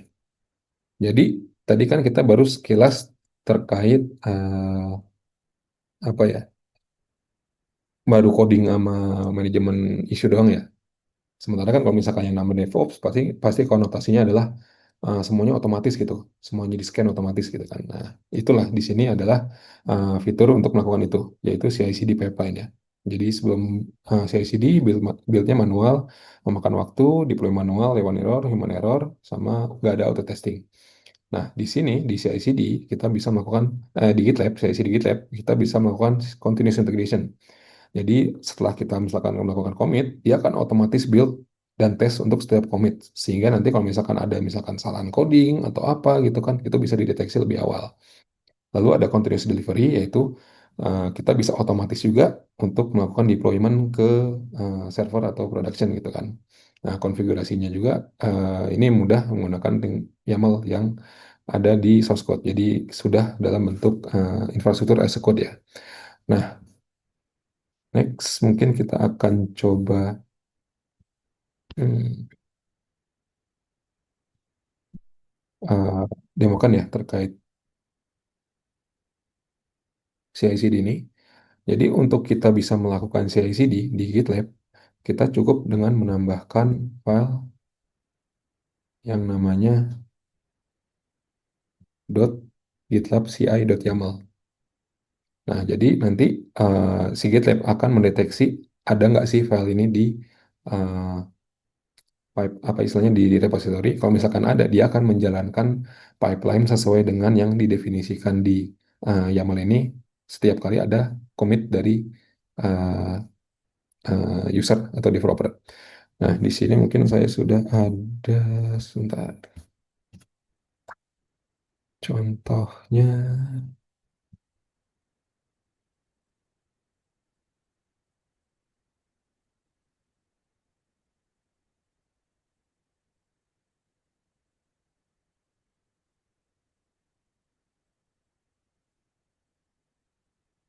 Oke, jadi inilah kurang lebih sintak daripada si GitLab CI ini. Jadi kita punya dua stage ya, build sama test. Jadi stage-nya adalah grouping untuk job-job yang nanti akan dilakukan. Nah, jadi untuk tiap job dari dalam satu stage itu dia akan dilakukan secara paralel ya. Nah, jadi di sini mungkin ada dua job aja, baru ada dua job ya, yaitu untuk build. Jadi kita akan melakukan build atau compile dari source code ini untuk memastikan bahwa tidak ada syntax error yang ada di hasil commit. Lalu kita akan melakukan unit test. Nah, di sini akan kita akan commit, add cd sebagai commit. Oke, nah ini kan udah nih dari commit. Nah, kalau misalkan kita kembali di sini mungkin akan ada muncul di sebelah kanan atas ini ada lingkaran. Nah, ini adalah menandakan bahwa pipeline tadi, CI/CD pipeline ini sedang running nih. Nah, kalau misalkan kita klik, kita bisa ngelihat proses yang saat ini lagi dilakukan. Jadi ini di background ini uh, dia sedang melakukan build otomatis di background untuk memastikan bahwa source code-nya aman, nggak ada error. Nah, untuk detailnya kita bisa klik di jobnya, nanti akan kelihatan secara detail proses yang terjadi itu seperti apa. Seperti itu. Jadi ini untuk runnernya itu kita menggunakan Docker ya untuk menjalankan, tapi bisa juga nanti dilakukan di on-prem seperti itu. Oke, jadi ini agak lama sih, memang. Tapi karena ini prosesnya agak lama, kita juga nanti akan mendapatkan notifikasi kalau misalkan pipeline ini selesai, apakah sukses atau gagal. Oke, Oke, mungkin selagi menunggu kita masuk ke bahasan selanjutnya ya. Nah, jadi tadi kan mungkin kita bahas CI/CD yang lagi running ya. Next kita masuk ke security scanning nih. Jadi seperti tadi ya, kita integrasikan secara sejak dini, yaitu shift left. Nah, di sini fitur-fitur GitLab itu kita ada beberapa yang utama adalah pertama ada SAST. Jadi ada Static Application Security Testing. Nah, yang dilakukan itu nanti pada saat tadi ini, saat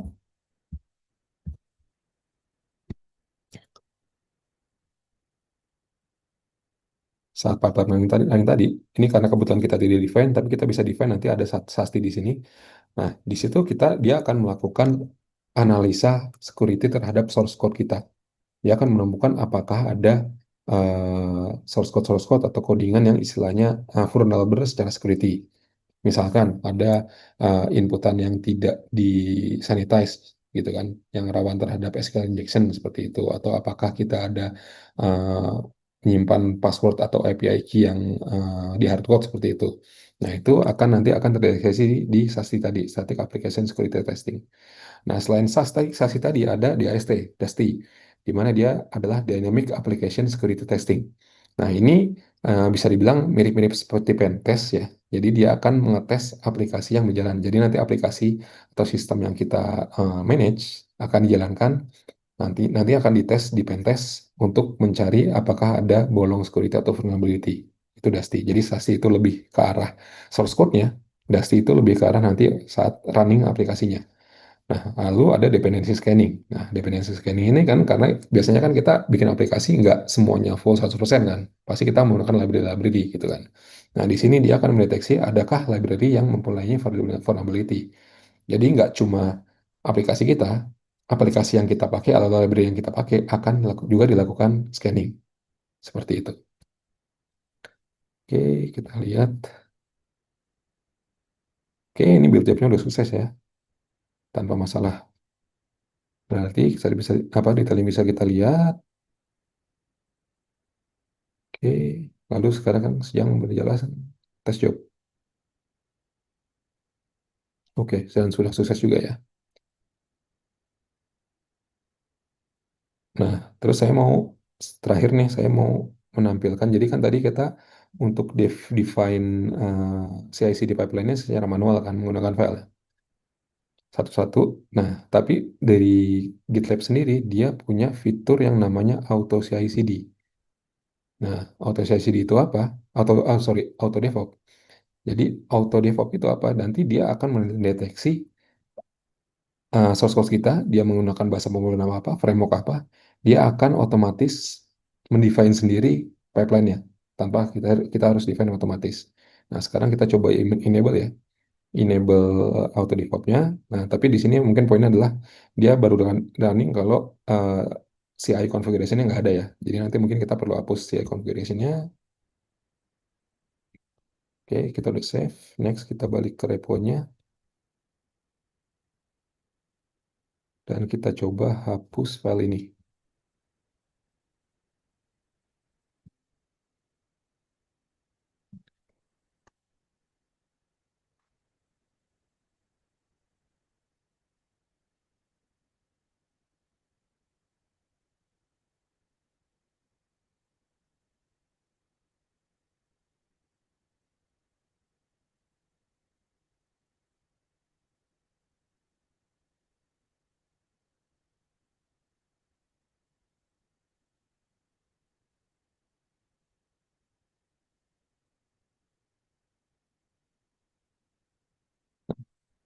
Kita bisa lihat di sini ada yang baru ya. Padahal kita tadi udah kita hapus kan, tapi ada pipeline yang jalan. Nah, di sini pipeline-nya berbeda dengan yang tadi kan. Karena ini adalah pipeline yang tadi otomatis di-generate oleh si GitLab. Berdasarkan kita menggunakan bahasa pemrograman apa dan framework apa. Dan salah satunya tadi untuk tes yang kita lakukan adalah beberapa yang sudah kita bahas di security tadi, ada SAS sama DAS. Oke.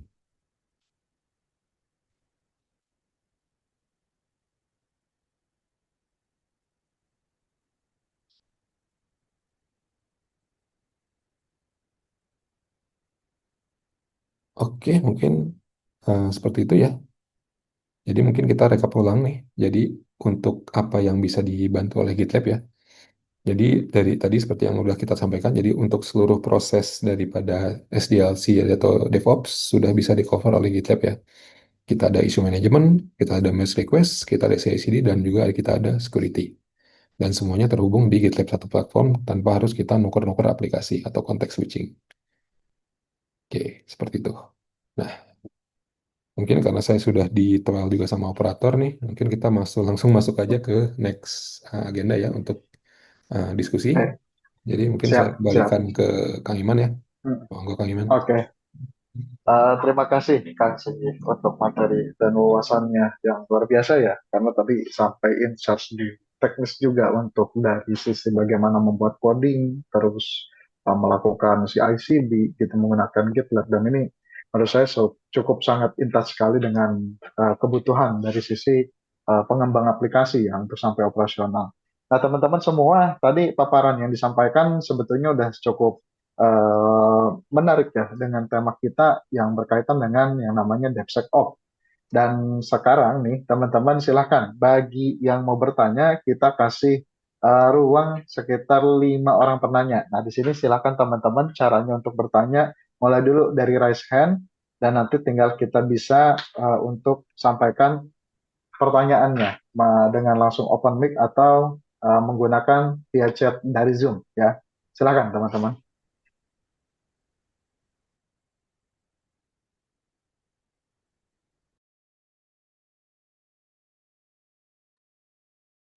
Atau mungkin bisa mulai dari Kang Iman mau nanya gitu.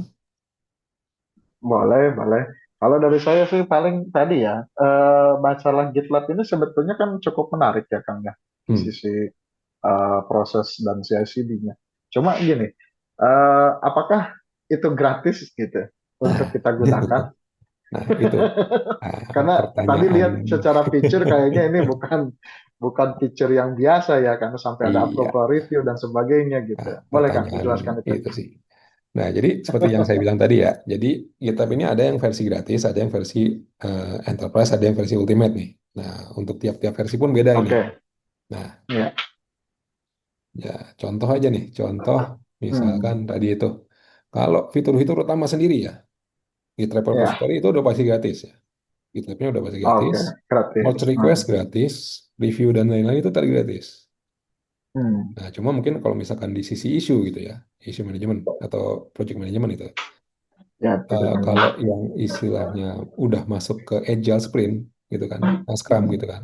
Nah, Scrum itu mungkin baru di cover di yang berbayar seperti itu. Hmm, Tapi kalau misalkan simple oke. issue management itu yang free pun udah ada Hmm. seperti itu. Nah, lalu Yang yang free pun sudah eh, ada ya. Oke. tuh yang di report itu udah ada milestone itu udah termasuk itu yang di free ya. Nah, lalu Oke. satunya lagi adalah yang mungkin justru yang agak-agak utama nih, yang Sasti sama Dastinya nih. Nah, itu masuk yang Oke. berbayar. Kalau satu sama Dusty-nya itu yang Sasti sama berbayar. Dastinya itu masuk berbayar itu. Ah, itu Dan contohnya yang itu berbayar. termasuk Tapi yang hmm, versi mana, Kang? Tadi kan ada series kalau yang tadi berbayar kebetulan saya masih Enterprise. ada trial sih. Jadi masih pakai yang Oke. berbayar jatuhnya. Seperti itu. Tapi jangan Oke. khawatir. Oke. Kalau Baik, misalkan baik. pakai yang free pun Hmm. itu sudah mumpuni banget untuk keseluruhan proses RCLC tadi. Sudah sangat-sangat mumpuni. Ah, Terus terang. secara batasan ada nggak selain apa gitu kalau bedanya dari free untuk yang tadi ya bicara buat milestone Oke. secara Nah, keseluruhan kan udah ada, tapi iya. biasanya kan kita tahu pasti ada batasannya kalau Ya, free. Nah betul itu betul betul kalau betul. boleh tahu di mana aja tuh Bang? Nah, lalu tadi kan free-nya itu kita melakukan demo itu langsung di cloud-nya GitLab ya, gitlab.com gitu ya. Hmm. Jadi kalau yang gitlab.com itu, kalau misalkan kita pakai yang free tier-nya, itu ada batasan ya. Ada batasan terkait Oke. storage yang pasti, ada batasan juga yang Hmm. terkait berapa banyak proses pipeline yang bisa dilakukan gitu kan. Nah, Oh, cuma pipeline ya berarti batasannya pipeline ya. ya. Jadi apa Hmm. apa processing compute time-nya lah ada batasannya juga. Ya, ya. Kalau misalkan kita menggunakan GitLab platform. Nah, cuma Hmm. GitLab itu sekali lagi dia fleksibel sekali. Selain kita di gitlab.com, kita bisa juga install di on-premise di Hmm. local server Oh, kita. bisa Nah, jadi dipasang. kalau Oke. misalkan kita sudah install yang tadi itu GitLab free on premise udah nggak ada batasan tadi itu. Storage ya tergantung storage Ah, kita. iya, Computing power ya betul betul. tergantung computing power kita. Cuma ya tadi itu mungkin ada beberapa fitur yang cuma ada di uh, premium sama ultimate-nya. Di premium, oke. Ya seperti Oke, itu. Kang. Kalau misalnya berarti tidak on-prem ya, lalu Ya. anggap saja misalnya dalam satu hari pengembang ini misalnya ya melakukan beberapa kali update dalam satu waktu gitu kan, Mm. maksudnya dalam satu hari. Nah, ya, apakah ini juga termasuk nggak ada batasan ketika dia melakukan sebuah push lalu terjadilah gitu ya DevSecOps berjalan di sana gitu kan. Nah, Mhm. apakah si jobnya itu membuildnya ada batasan juga nggak sih kalau di gratisan? Jika tidak buka menggunakan on-prem. Oh ya, oke. Nah, jadi mungkin tadi ada concern juga ya. Jadi, kalau misalkan Hmm, mungkin lebih ke arah gini ya. Kalau misalkan sehari ya, itu dia nge-push berapa kali gitu ya.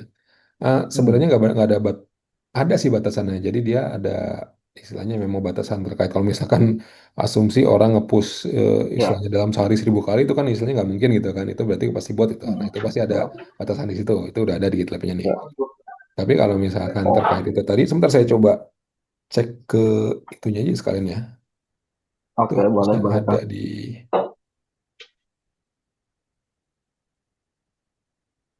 GitLab.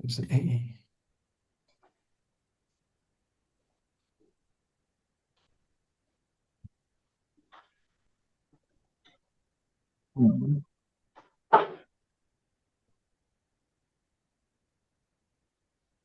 Bentar ya.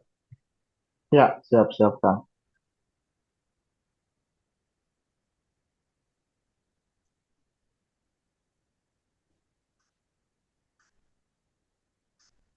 Oke, nih saya coba share Hmm. dulu ya.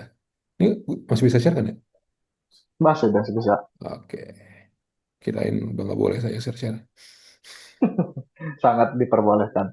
Ya kan bagus ya buat kita tahu. Karena kan pasti teman-teman di sini Ya pasti, berpikir pasti. dengan adanya Penasaran ini juga kan. pengen digunakan nih, pasti gitu kan. Hmm. Kalau Nah, misalnya memang udah cukup bagus buat kita build up.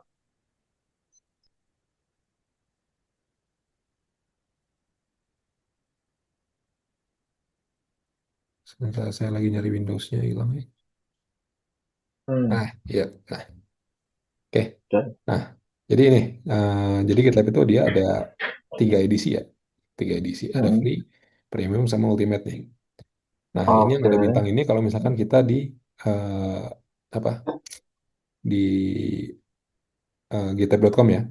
Nah, dia kalau free dia Iya. maksimal 400 menit per Oh, kalau nggak salah ini per per bulan ini. Ya. per bulan. Kalau premium dia 10.000, Oh, per kalau month. ultimate dia 50.000 ya. Nah, sekali kalau Hmm. on-prem dia nggak ada batasan ini. Lalu ada storage-nya. Oke. Storage di 10 giga. Ya, harusnya sangat-sangat Hmm. cukup nih. Kalaupun istilahnya kita mau main di ini ya.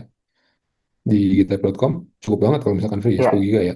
Nah, kecuali kita iya jangan cukup sampai lah. kita istilahnya artefak kita masukin juga Iya kan ke disimpan di repo situ. ya bahaya juga kan. Nah, Iya. cuma kan kalau misalkan Langsung sekedar jadi source gede. code cukup banget ya. Ah, oke. Lalu ada di 500 giga yang untuk yang premium ultimate nih. Hmm. Nah, kalau misalkan kita lihat Oke. ini ya, ini hijau semua nih. Kalau misalnya kita lihat kan, berarti kan di Oh, free oke. pun udah ada nih. Ininya ya free CI/CD semua udah ada, ya. Oke. container scanning udah ada gitu kan. Publish static, Mhm. Jira integration udah ada nih. Paling ini baru baru baru muncul Oke. nih. Nah, push rule gitu kan, Oke. merge request ke Guardrail. Jadi merge requestnya sendiri ada, tapi merge request Guardrail yang nggak ada nih. Code quality report, ya, Mhm. gitu kan. Iya, Nah, iya. ya, terus yang Oke, security oke. nih, misalkan kita mau bahas nih ya. Yang tadi kan Mhm. security detection, nama SAS sama DAS gitu kan. Nah, ini yang untuk SAS dia cuma ada di Ultimate sama DAS-nya juga cuma ada di Ultimate. Jadi kalau security nih kebetulan memang cuma ada di Ultimate kebanyakan yang security ya. Cuma Kalau yang bicara project security management, berarti cuma ada di ya, Ultimate. mm-mm. Ya. Oke. Tapi kalau yang misalkan yang project management, time tracking dan lain-lain udah ada semuanya sih yang di free. Jadi Mhm. free pun istilahnya udah cukup mumpuni sih. Ya. Sekalipun kalau kita bahasnya GitLab itu dipasang di on-prem juga tetap ya untuk Ya security sama, itu secara fitur sama nggak termasuk. antara on-prem Oh, maupun yang di cloud. iya, iya, iya. Oke. Berarti lebih ke buat CI/CD dan app DevOps ya kalau kita bicaranya buat free atau di level premium ya Kang ya. Tapi Mm-mm. kalau buat Ya, security berarti kita harus masuk ya ke security upgrade memang levelnya harus ultimate ultimate. nih. Iya, harus masuk Oke. ultimate. Tapi kalau yang tadi itu dari Hmm. DevOps-nya sendiri ya, DevOps doang ya, mulai dari Ya, planning sampai istilahnya deployment itu udah ke cover di free. oh oke. Iya, berarti oke lah ya. Yang free masih cukup lah kalau buat buat Cukup, CI/CD ya, ya. Tapi kalau cukup buat sekali. untuk sampai security kita Hmm, harus ultimate. Ya, ya, ya. Oke kan. Nah ini nih oke. ada pertanyaan nih Ada chat nih. dari Ah, ya, ah, dari teman-teman kita. Kita coba baca ya. Sebentar izinkan saya coba oke. repost pertanyaannya. Eh, ini eh, izin bertanya beberapa hal. Hmm, Pertama nih, sebenarnya ada beberapa oke. dia nanya, tapi coba kita mulai dari satu pertanyaannya dulu. Bagaimana GitLab dapat membantu mengurangi konflik push sampai force ke repositori main dalam proyek pengembangan web aplikasi, Kak? Nah ini bisa nggak Kang untuk bisa dikasih tahu teman-teman terkait dengan pertanyaan tersebut. Jadi bagaimana GitLab dapat Hmm, membantu mengurangi konflik push force ke repositori main dalam proyek pengembangan web aplikasi. Itu oke. satu pertanyaan. Hmm, Mau saya sampaikan dulu hmm. atau mau Kang langsung Atau jawab? satu-satu aja deh, mendingan. Ya Satu. boleh, silakan Ya, Kang. boleh deh. Jadi kalau misalkan ini konflik push full force ya, jadi istilahnya ini. Nah, Hmm, eh ini berarti case-nya adalah yang mau GitLab solve menggunakan tadi itu ya, merge request kan ya. ya, Nah, jadi GitLab ini mungkin bisa solving di sini terkait di sisi merge request ya. Jadi kan nanti ya, misalkan dari eh, masing kita punya 10 developer, masing-masing mengerjakan task yang berbeda-beda gitu kan. Nah, gimana caranya hmm, agar nggak ada konflik gitu kan? ya, Nah, nggak ada konflik tadi itu. oh, Jadi kita menggunakan tadi itu merge request sehingga kita poin yang kita kerjakan itu sekecil mungkin ya. Karena untuk prinsip yang CI itu adalah gimana caranya kita istilahnya uh, yang standar pengerjaan kita ya komit sesering mungkin, komit sekecil mungkin gitu kan. Jadi kalau hmm, misalkan seperti ini, mungkin yang bisa membantu adalah proses tadi itu merge request. Mungkin merge request-nya pun nanti kita bisa mainin yang masalah dependensi tadi. Misalkan merge request ini baru bisa oke. selesai setelah merge request yang sebelumnya selesai. Biar nggak ada tumpang tindih seperti itu. Oke, mungkin Oke, oke, Kang. apakah sudah terjawab gitu? Atau mungkin lanjut next dulu deh. Oke, boleh, boleh. Hmm, Ya, itu satu ya dari ya. jawaban untuk pertanyaan pertama. Lalu saya coba switch dulu secara personalnya dari Rizka Mailan Sorkin. Ini bertanya, apakah GitLab bisa juga digunakan untuk manajerial proyek non-programming, misalnya saja administrasi atau dokumentasi untuk sebuah perusahaan atau hanya untuk proyeksi berbasis kode? Ini gimana nih, Kang? Apakah memungkinkan Ah, tidak untuk hal-hal seperti itu? sebenarnya bisa aja kan, sebenarnya bisa aja karena tadi itu kan kita sudah ada isu manajemen, sudah ada dokumentasi, sudah ada kolaborasi seperti itu kan. Tapi ya mungkin Hmm, bisa dibilang kalau untuk ke arah situ kayak tanda kutip mungkin overkill tanda slash istilahnya kurang cocok ya bisa tapi mungkin kurang cocok karena tadi itu uh, hmm, komponen terkecil dari GitHub itu adalah project. Nah, project itu oke. sebenarnya sudah pasti ada repository, gitu kan. Jadi memang Hmm, projectnya si GitLab itu dipakai desain untuk sebagai project management application development. ya, hmm, Biasa seperti itu. oke. Tapi bisa, bisa. Tapi ya mungkin ya kasarnya mungkin bisa dibilang overkill gitu. Kalau misalkan Iya, hanya curriculum. untuk simple Jadi kan simply mungkin, task management gitu kan. iya betul betul kan. Jadi mungkin kalau saya gambarinnya kan, Hmm, kalau kita bicaranya buat Git, mungkin secara keberadaan file hilang hmm, atau menambah bisa ya. Tapi bisa. kalau di dalam filenya ada yang ditambah, kayaknya bingung ya. Kalau misalnya berbentuk filenya doc ya. Betul Iya. gak sih? Kayak Nah, gitu kan ya. eh, enggak, doknya itu nanti kita kita kan ada wiki. Jadi untuk dokumentasi di situ. Oh, Nah, oh, oke oke oke. iya, Ya mungkin bisa lah ya, tapi mungkin bisa. overkill aja ya. Maksudnya Overkill memang jatuhnya sih. bukan harusnya untuk itu gitu, tapi bisa bisa Mm-mm. saja. Oke, Iya. siap. Terima kasih, Kang. Nah, ini Hmm. lanjut lagi, Kang. Saya Ya, switch dulu dengan orang monggo. yang lain. Ada dari Firdaus. Izin bertanya, bagaimana Ya. cara mendeteksi kode injection dan vulnerability sedini mungkin di GitLab?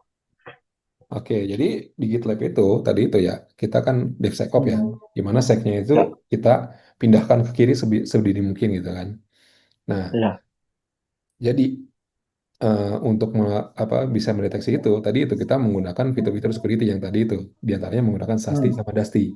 Nah, itu SAST sama Oke. DAST itu terjadi di mana? Itu tiap kali eh, ada commit itu akan selalu Ya. secara default ya, secara default tiap kali ada commit itu akan dilakukan. Mm-mm. Nah, itu bisa dikombinasikan lagi dengan merge request gitu kan. Jadi nanti di Mm-mm. merge request kita bisa set bahwa merge request ini baru accepted kalau pipeline tadi sukses semua, termasuk tadi itu misalkan yang Mm. saksi sama Dusty. Ya. Nah, jadi kalau misalkan masih ada isu di saksi sama Dusty gitu kan, itu harus diperbaikin sebelum bisa di merge. Sehingga tadi itu aplikasi utama branch master atau main tadi tetap bersih tadi dari yang tadi itu ada vulnerability ataupun injection code tadi. Ya. Nah, jadi di pas commit pun dia udah kedeteksi, jadi bisa di istilahnya diisolasi di merge request saja. Oh, jangan sampai masuk ke itu tadi main branch. Oke. Mm-mm. Oke. Ya. Berarti maksudnya isolasi ya, bukan masuk ke Ya, utama mainnya ya. ya, Gitu. ya. Itu Jadi ya. selama masih belum di main harusnya sih ya nggak masalah gitu kan. Masih terisolasi Ya. di development branch lah, Mm-mm. gitu. Oke. Tapi itu tadi Siap, terima. tiap commit Hmm. di scan, ada isu dilaporkan. Jadi selama masih ada isu jangan sampai merge gitu. Oke. Ya, ya, Mm-mm. Kang. Sip, sip, sip. Oke. Nah, lanjut ya, Kang. Ini juga ada pertanyaan dari yang tadi Jerry. Pertanyaan lanjutannya itu adalah apa perbedaan utama antara menggunakan GitHub sama GitLab sebagai alat kolaborasi tim dalam proyek pengembangan perangkat apa nih namanya? Sorry, Perangkat lunak. perangkat Hmm. ya perangkat lunak ya itu. Itu gimana, Oke. Kang? Oke, jadi sebenarnya kalau misalkan antara GitLab sama GitHub eh, mirip-mirip ya sebenarnya ya. Hmm, mirip-mirip ya. Oh, Ya, yang mirip-mirip. membedakan Dia mungkin tadi ya, sama-sama bisa. ada Uh, ya sama-sama ada project management juga, sama-sama ada repository, mm, apa pastilah ya.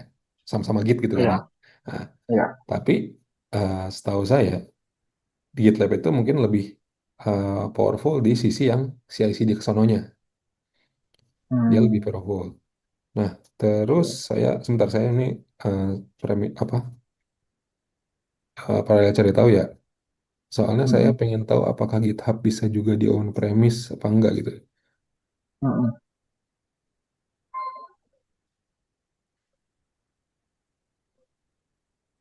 Ya,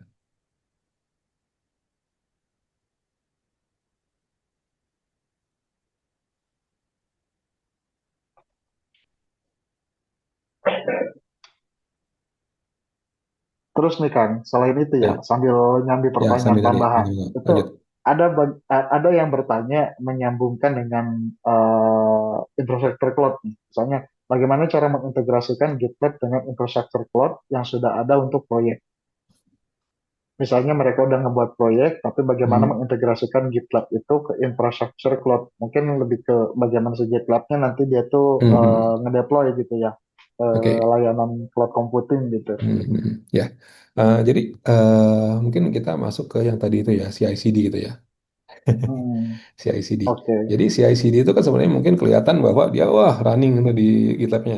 Tapi sebenarnya di background Hmm, itu sebenarnya dia ada server sendiri yang melakukan. jalan, iya, Nah, betul. yang jalan. Nah, jadi kalau misalkan sudah ada server yang jalan, sebenarnya server itu kan misalkan base-nya Linux kan. Nah, kita Hmm, punya Linux kan sebenarnya bisa melakukan apapun gitu kan. Misalkan kita melakukan SCP, hmm, SSH, SCP ke server lain iya, bisa juga kan. betul. Nah, kita Betul. bisa main di situ.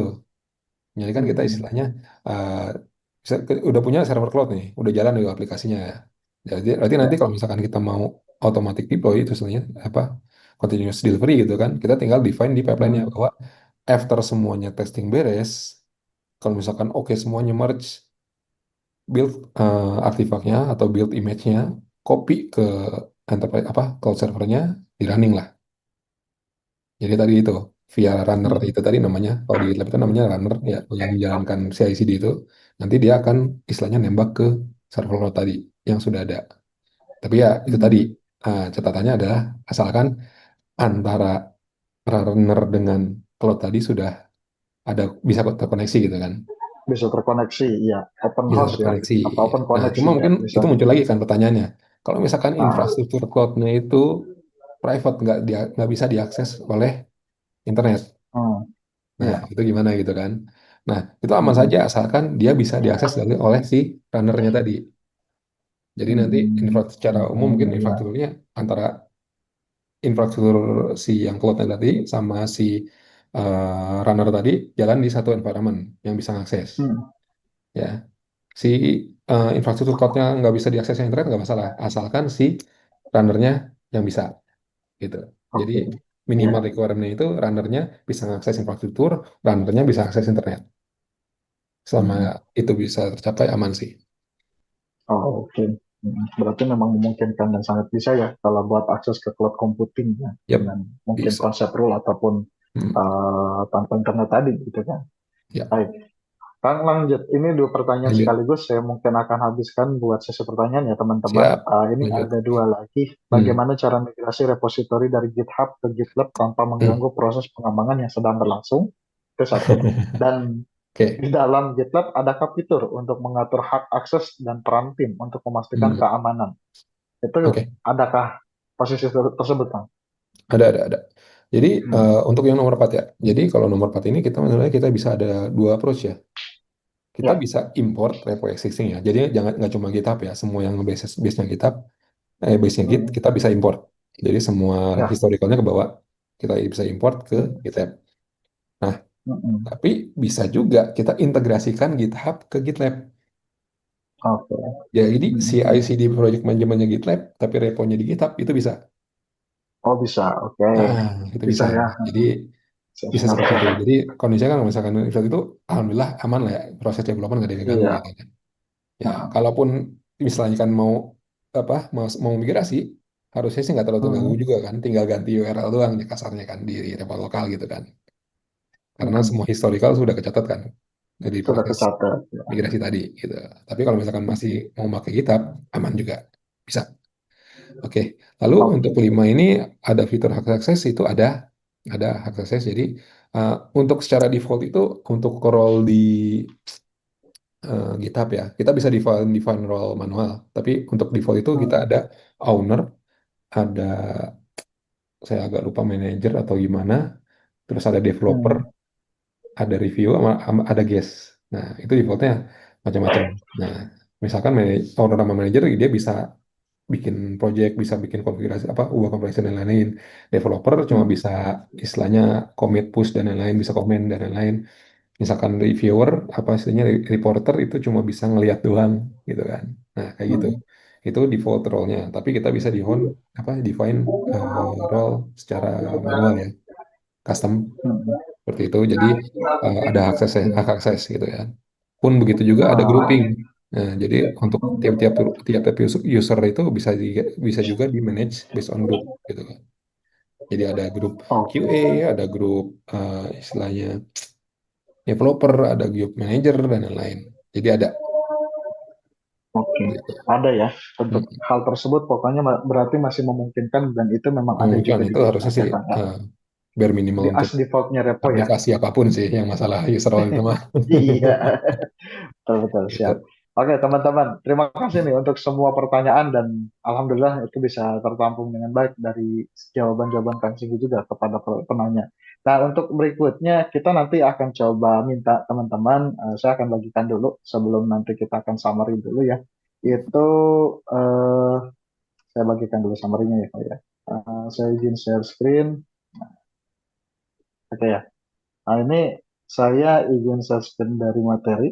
Nah, teman-teman bisa lihat ya, di posisi saya, secara summary berarti dari penyampaian kita hari ini adalah kita sudah mengenal nih yang namanya DevSecOps ya, di mana integrasi keamanan dalam setiap tahap, dari perancangan hingga operasi, itu semua tadi sudah kita bahas, dan bagaimana juga sisi perbedaannya. Nah, lalu ada juga nih yang berkaitan dengan DevOps, yaitu adalah terkait dengan kolaborasi, otomasi, dan CI/CD untuk siklus rilis yang lebih cepat tentunya. Karena itu tentu mempermudah, menghindari kesalahan, code, dan sebagainya.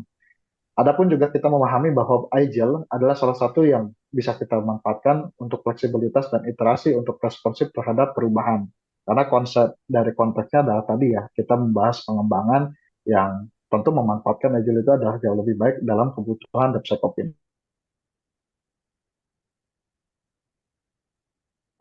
Yang tadi dibahas sangat di awal. Nah, jadi secara besaran kita dasari bahwa yang namanya GitLab itu hadir sebagai satu platform terpadu yang mendukung untuk seluruh siklus yang berkaitan dengan DevSecOps. Tentunya memastikan efisiensi, kecepatan, dan juga keamanan. Tapi tadi ya, kita mention bahwa ketika menggunakan GitLab dalam perangkat security-nya, itu ada di level yang ultimate secara versionary dari GitLab. Tapi kalau untuk yang posisinya main milestone, ya mungkin itu cukup untuk kita yang menggunakan versi gratisan. Jadi seharusnya Boleh, tetap perlu chat ke ini. bisa kita kembangkan, kita manfaatkan. Oke, Mas, Nah dari situ saya coba lanjut ya dengan dengan adanya posisi share screen pada apa nih QR. Nah teman-teman, mungkin udah kelihatan kah? Nah, silahkan teman-teman boleh untuk akhir sesi kita ya, untuk review dari link tersebut. Jangan sampai terlewat karena nanti setiap teman-teman akan kita cek bukan hanya dari absen, tapi dari hasil review yang disampaikan pada QR code ini. Nah, silahkan teman-teman di QR nanti masuk ke direksi webnya Pusi untuk isi dari apa yang teman-teman sudah dapat nih dari materi hari ini. Kita kasih waktu ya untuk beberapa waktu, 2 menit mungkin ya, cukup ya buat scan doang ya. Silakan teman-teman.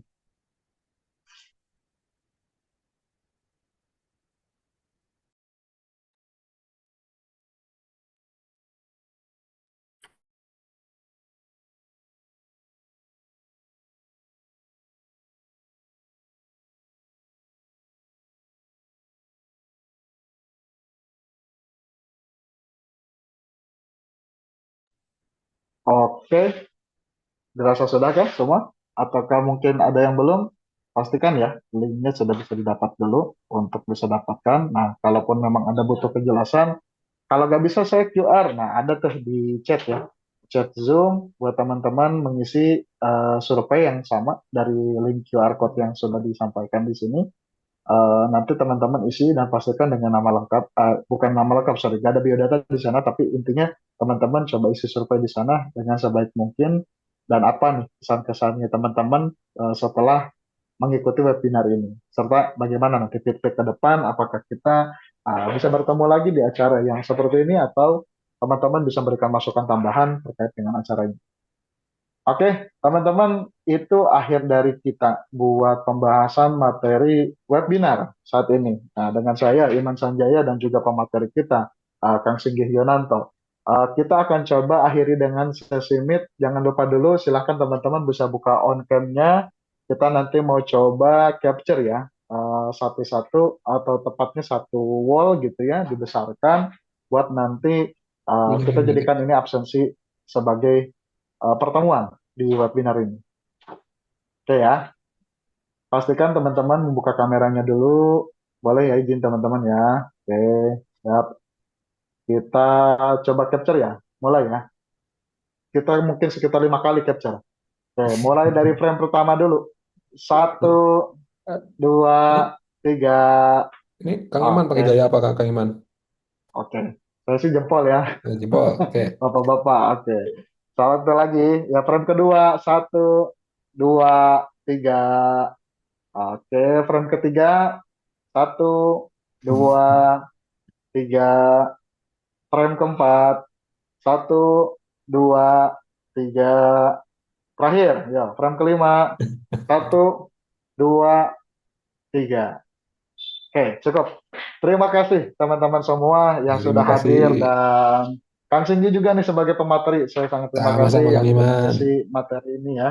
Dan sangat cukup memberi insight yang luas gitu menurut saya terkait dengan DevSecOps. Semoga kita bisa ketemu lagi nih Kang buat di materi berikutnya. Begitupun juga dengan teman-teman.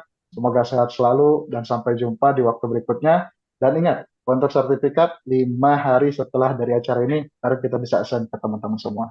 Baik, untuk itu kita tutup ya materi ini, dan sampai jumpa di lain waktu teman-teman. Sampurasun, sampai ketemu lagi. Assalamualaikum warahmatullahi wabarakatuh. Waalaikumsalam warahmatullahi wabarakatuh. Teman-teman, terima kasih semua ya. Atur nuhun.